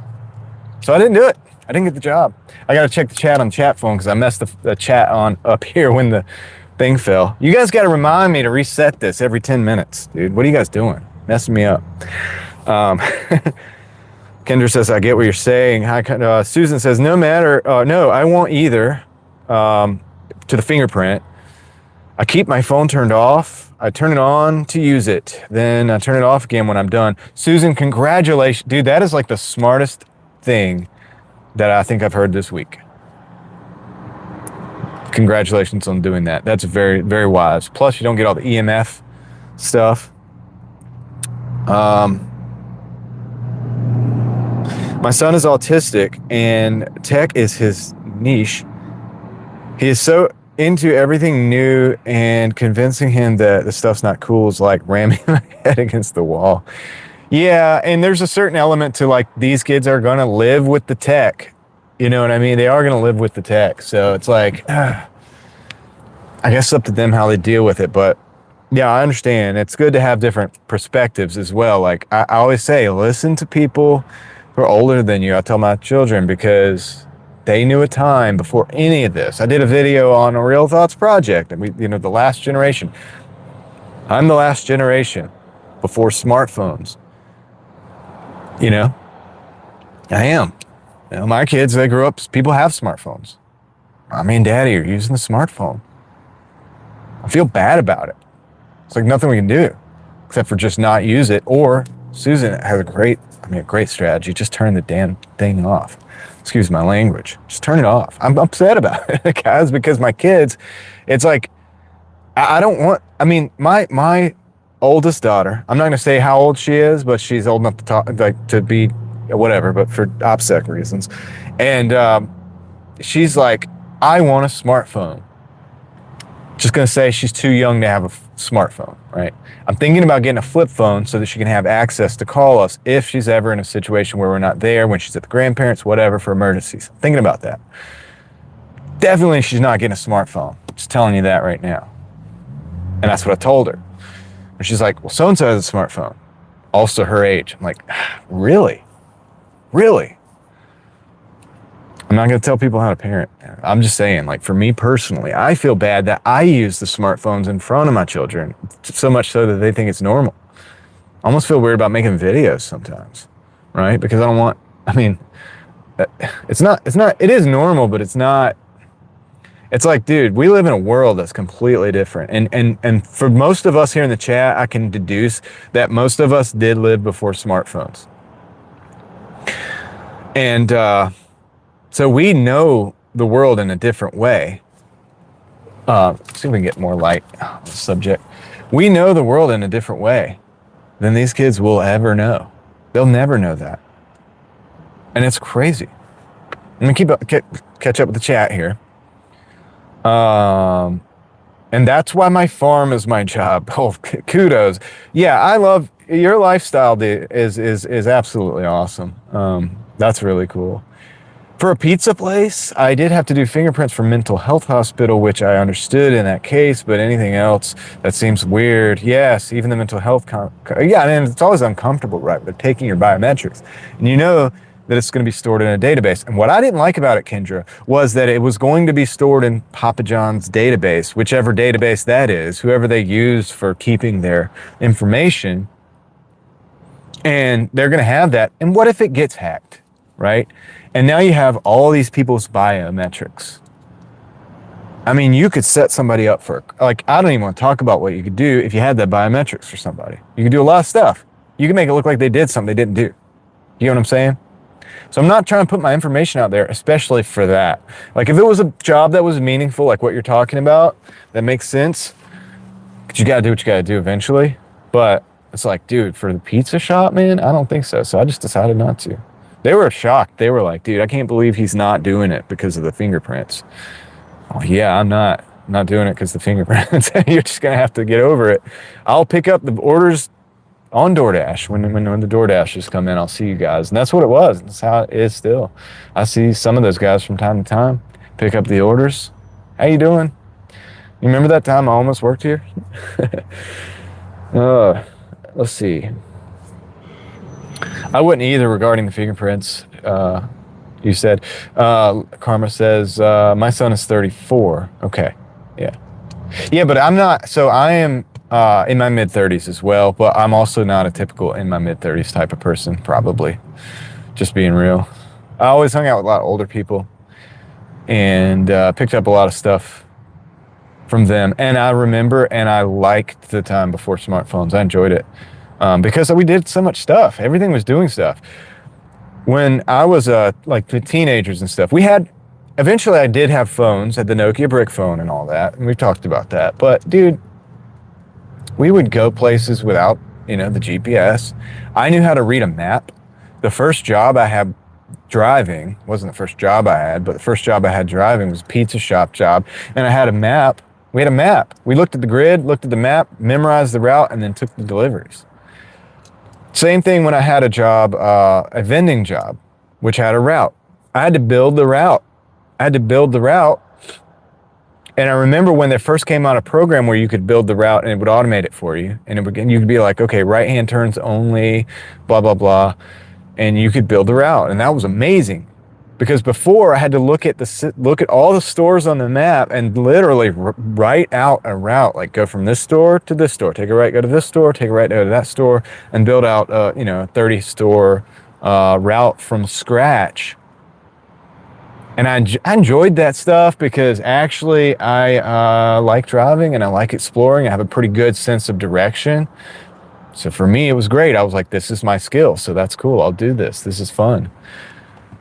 Today, I don't know if you could get kids to do that. I mean, when I say kids, I mean the 20-year-olds and the 25-year-olds and stuff, the Gen Zs, the people that grew up with the GPS tracking device in their pocket. I just don't know. I don't know if you could do it. It's a lost art, I think. Let's raise the chat here. Laughing out loud. Does so-and-so live here? Am I her parent? No. Gee, haha. Okay, I got you. I got you, Carl. That's fine. I'm not laughing at you, but I get what's going on there. It's kind of funny. Consume the goodness. We raise our kids the same. Okay, you guys didn't tell me I needed to readjust this thing. You're fired. You're all fired. All right, back to the chat. Sorry. But all of you are fired, so you might as well just... We raise our kids the same way. They use our phones to text us and some family, but that's it. No games, no videos, no searching. On the phone, right. And my daughter said something about the game. Well, does it have games? I'm like, you have a video game console. You have an N60, she has N64. Your brother has Xbox that you get to play sometimes, right? Her older brother has an Xbox. But I don't want her playing that all the time either, right? And definitely not live without supervision, for sure. No doubt about that. Anyway, no, but yeah, I'm with you. They can use the computer to research, and even then they have restrictions. And we use the computer for homeschool. Some of the classes are on the computer, Kendra. But we also have stuff where we have to do it in person, like for real, right? But yeah, some of the classes that we do for homeschool, they're all straight up on the computer. And I like that because I want her to know how to use the technology. The kids need to know how to use it without being addicted to it. That's my thing. And I don't know what it's going to be like by the time they end up getting smartphones and stuff. Are there going to be smartphones still? Are we going to have protocols that are designed to keep people safe from this? I don't know. I think the algorithm, companies are just making bukus of money with the algorithm just being what it is and everybody just being addicted to it. So I don't know if it's actually going to change. It might get worse. Yeah, we try to keep things simple, make them look up things in the dictionary. That's a great practice, looking things up in the dictionary. And I don't know if my phone's going to die soon, but maybe. But it's getting dark anyway. Little Ruby Ryan I says, yes, yep, I did. And I'm tired of being tied to the phone 24/7. I remember if you weren't home to get a call, people had to call you back. Yeah, and then in those times, if you went on like a trip or something, you're just on your own, Yeah, I mean, they had payphones back then, but yeah, you had to think on your feet and just you're on your own. Like you didn't have Google to look things up even back then. Like it was crazy. I'll turn on these lights. Maybe I'll get some lighting. I don't know. Here we are in the dark again, dude. Wintertime, man. Wintertime. Thank you guys for being here, though. I don't know how long I'm going to be here. I think the phone's going to die.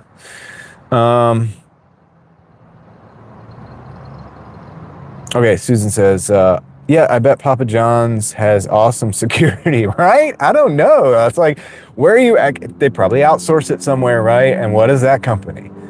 And with data being so expensive, so valuable, like such a valuable thing. In fact, let me look at, I'm going to do something. Dude, all right. I can keep this going for a little bit. This microphone, I'm going to try something for the first time. My microphone setup, allows pass-through charging, I think.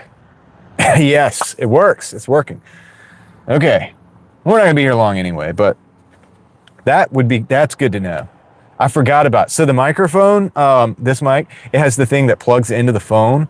And I was thinking I can't charge it because that's plugged in, but it has a little charging port on the side of the microphone. Did it change the sound, guys? Does it still sound good?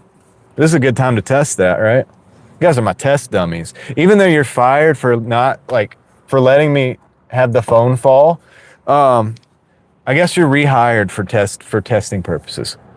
So congratulations. Everybody's rehired all across the board. Sounds fine. That's good. Thank you. I appreciate you guys' feedback too, because I learned so much doing these live streams about the equipment and all the stuff, and I put it into the videos. The video is a little more polished, right? Sometimes. But yeah, I learned a lot on this, man, and it helps me out. And YouTube does help out a little bit. I don't make a bunch of money on it, but it's cool when it does. So if it does, don't feel bad about that, because we're living in hard times, guys. You guys have got to, if you're making channels and stuff and if you do get it monetized, that's great, dude, because YouTube will use your videos and put ads on them anyway, even if you're not monetized. That's what originally pushed me to get this channel monetized. To begin with, I got angry about it. Like, you guys can feel, sometimes I get a little bit passionate, but it was like they were putting ads on my videos and I wasn't monetized. I was like, wait, so they're making money on my stuff. I'm not getting a cut. Not cool. So I was like, dude, I'm going to push it. I'm going to get the hours and stuff. And so I did. Anyway, let's see, where are we at? Man, I'm missing the chat, dude. So much stuff going on. Remember paper street directories? Are you talking about maps? Like a fold-up map? I mean, that's what I used to use those. And I used to have to use those. I mean, the first time when I would ever drive to a different state, when I was like 16, I would drive from here to Florida. I'm in North Carolina. So right now, so let's say, through different states. Yeah, I'd use the signs, on the road, the signs on the road, and directions from people that I knew. Take a left here, take a right here. Yeah, it's a different time, but that's a whole different part of the brain, and you have to use that. And I don't know that we're going to be, I don't know if we're going to lose it. It's just not going to be trained. So people are not going to be very good at it, in the future. Let's see. Me too, John. I was always the youngest in the group, often referred to as an old soul. That's what they used to call me, dude. That's what they used to call me. And I think people even in church used to say that I was an old soul, and I always thought about it, and I was like, we don't believe in reincarnation, do we? So how could I be an old soul? Anyway, I always thought it was weird, but they were like, you're an old soul. And yeah, I got that a lot, and you got that a lot. That's very interesting, but it doesn't surprise me at all. Yeah, paper directories, which I'm assuming are just maps. Yes, maps. Here they come in a big book. Yes. Yeah, you used to go to the gas station. You probably still can. You get these little fold-up maps in a pinch. You could get those. They weren't the best, but you could get that. You fold it out across the dashboard, and you're like, where are we at? Kind of like you used to read the papers. Fold the paper out. What's going on this week? Now I'm convinced the paper's just the way, secret agents communicate with one another. That's a little tinfoil hat theory for you. Yep, our kids are allowed to play video games on Friday, Saturday, and Sunday. 4-hour limit each day. Yeah, that's smart. Hi, Bud Files. How you doing? I didn't see you there. Man, I'm jumping around in the chat. Sorry. I'm trying to get everything though. Karma says he did the same thing at age 8 without the benefit of owning a computer and being around one. You could tell exactly how they worked and how to use them. Still don't know how he knew that. Yes, some people are gifted naturally. Some people are. They're gifted naturally. Like a lot of the tech billionaire people are probably, they're not the ones that just on the backs of others, but the ones that actually developed the tech. I don't know if they saw it in a dream or what, but some of them just must have natural gifts for understanding the technology and how it goes to build everything the way it is now. Because this all did get built. These got built. There was a time nobody knew how. I mean, this is put together in here. You know what I mean? Somebody knows how to technically build the hardware, and somebody had to understand and conceptualize the software. to actually make it all work, which is impressive.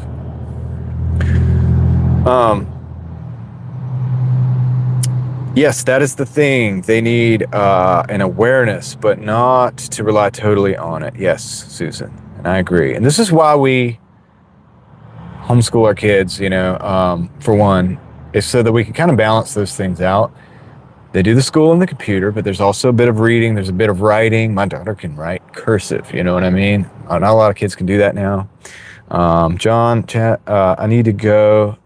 Sun's up now and I have farm chores to start. Everyone take care. Stay safe. All right, Susan, thank you so much for stopping by. Always a pleasure to hear from you. I hope you're doing well. I look forward to seeing you on your next live as well. That's why I homeschool my kids also. So it's so weird, dude. Are there multiple people in here that have homeschooled their kids? Why do we gravitate? We gravitate to each other. We all gravitate to each other. It's so interesting, is it not? This does, it's not a homeschool live stream. I'm not sitting here talking. I'm a homeschool mom. I am a homeschool moms group. You get what I'm saying, dude? Like, so I'm a dude that drives cars and stuff, right? But you guys are here. You're in the chat. We're hanging out, and and Susan homeschools, and I believe Kendra does too, don't you? Yeah, dude. So isn't that weird? What a weird world we live in. That's cool. So the algorithm works better than we think. All right, but yes, Susan, thank you so much for being here. Love seeing you here, and like I said, look forward to the next live stream. I hope I catch it. I hope it pops up. Hope the algorithm blesses me with that notification. Sometimes it doesn't. I even had a person on my other channel tell me that they thought they were subscribed, but then they went to go watch a video and they weren't. So obviously, always make sure you guys are subscribed, especially to channels like Real Thoughts, my other channel, because the stuff that I talk about is weird, and I do have some tinfoil hat theories on. Yeah, maybe some people do get unsubscribed to that stuff. Now, I'm a nobody on that channel. Okay, you guys are really fired this time. All right, I'm a nobody on that channel. I got like 144, but we're never using this mount again. We're never doing it. We're not doing it ever again. It's getting, that one scared me. I'm not doing that again. So we're just trying it. It's not working. Obviously, I just don't have another route to go today. I don't have another mount, and it's so late in the stream. I don't want to start it over again.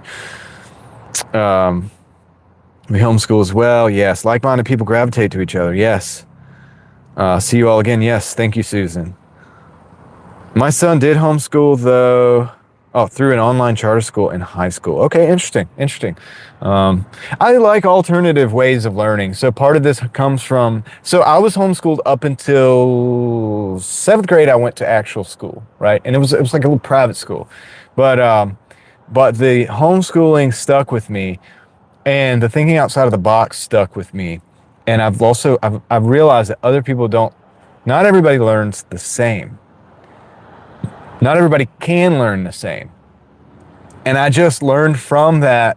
When I was homeschooled, a lot of times I would get my work done by like 12 o'clock. And it wasn't because the work was slack. It was because my mom was like, if you get this work done, you'll be done. And I realized that. And I thought about it. I was like, okay, get it done. And I learned more faster. And when I went to the 7th grade in a school with other people, my vocabulary was better. My vocabulary was better. My reading comprehension and stuff like that was all, I could, no problem talking with the teacher when it came to like reading and reading books and what we were talking about, what we were reading. And I did very well. In fact, it was good for me because I was able to adjust to the social change of being around the people all the time without having to worry about like, oh, can I keep up in school? Keeping up in school was not a problem. That was easy because it was all like behind. I had done all that stuff already in homeschool. So you can accelerate. You can get to the point, technically speaking, you could probably graduate from high school 3 or 4 years early in homeschool. And you'll still also have more knowledge and more capabilities than most people that graduate high school. It's no shade on that. It's just the system. It's not the people, it's the system. When you have to hold somebody back to make sure everybody else keeps up, and keep up to what is the other thing, because you have so many people. I could talk about that for a long time, but there's a lot of agendas that go on in schools. We've had issues with teachers in the local schools here because our oldest, who's a teenager now, it's about to be an adult pretty much. When he was in school over here for a while at the local public school or whatever. I'm nervous, dude. I'm scared this thing's gonna fall. But there were some serious issues, like serious issues. The most serious being probably like one that I can't even say on the internet. Okay, the teacher did that, right? He did something like that. And kind of like my last video on Real Thoughts when I was talking about the police, which I'm not anti-police, but how they just get to resign instead of being criminally charged for certain things. Yeah, they just moved him to another school or something, and then they wouldn't tell us if he was still in the school system. They would not give us a straight answer. It was crazy. I was like, dude, you guys protecting a wood chipper candidate? Like, I mean, what's going on here? You get what I'm saying? It was bad, but then on top of that, there was academic things too. And there was medical like there was stuff they were trying to get involved in people's medical. It was weird. Okay. So there's a lot of reasons to homeschool. Believe me, you can almost do nothing. And I'm not saying do this, but I'm just saying theoretically, you could almost do nothing and homeschool your child and just, they would come out better. Like they would come out smarter, probably. Just saying. All right.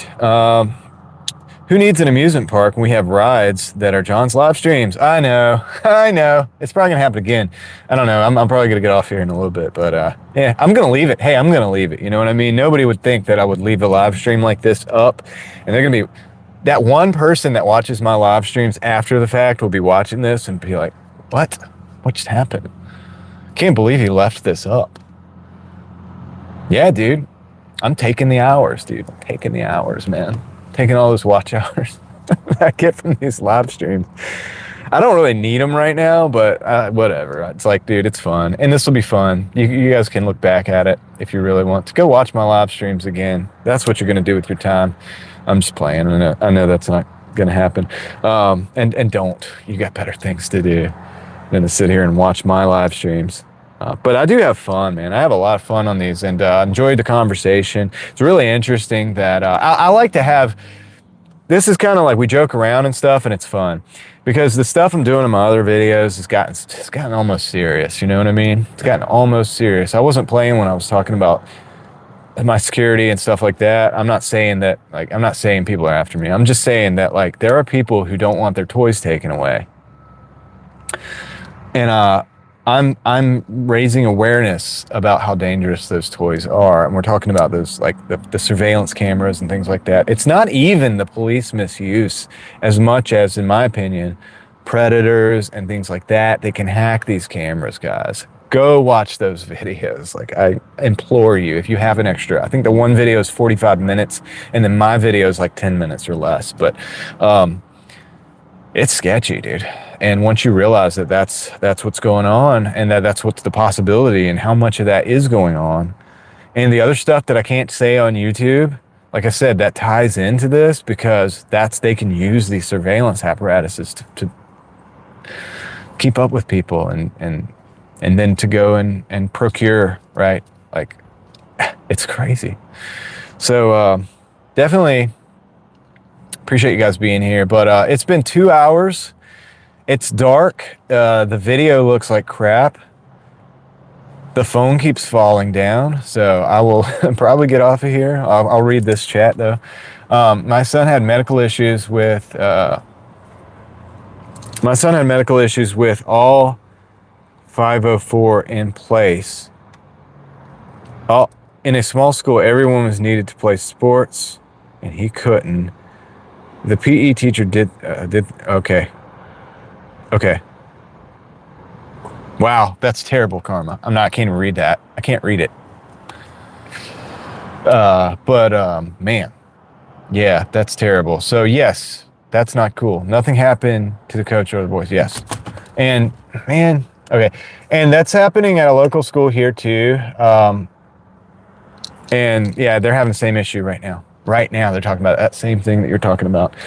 But yes, guys, I am going to go ahead and I'm going to cut the live stream off here. Great stream. Glad You won't take the camera falls out. No, of course not. Of course not. There's only like one person that watches these live streams after anyway. So, but anyway, but yeah, so I appreciate you guys being here. It's been a fun live. I'm going to go DoorDash some before this camera falls again. We're not using this thing ever again. I don't understand it. I don't even know, man, if I can trust it. I'm just going to throw it out probably. I don't know. Maybe not. Maybe there's ways to make it work better, but appreciate you all being here once again and hanging out with me on the live stream. If you're still here, definitely check out Kendra's live stream probably tomorrow. Is that correct, Kendra? Do you want to drop the time that your live stream starts? Do you have a stream tomorrow? If so, you can drop that in the chat. Everybody should go check that out. I'll give you a minute to do that if you want. Good stream. Thank you, Fever Dream. Thank you for being here. So Fever Dream is very knowledgeable. Just so you guys know, some of the comments that he makes on my Real Thoughts Project videos and stuff like that, well, I don't know if you're he or she, I don't know. And you never will tell me. But you are very knowledgeable about certain things, and you've obviously done some research somewhere. So very, very good. Yes, no problem, Kendra. So everybody else that's here, check out Kendra's live stream at Consume the Goodness at 7 p.m. Eastern time tomorrow. I'll do my best to be there. If I can't, I'll watch it later. But sometimes I am driving, I'll be working. That's it. I'm just going to get off here right now. That's the last time. You guys have a good one. I'm going to end the stream right now. I appreciate y'all. Take care, and I'll catch you all on the next one. I'm out.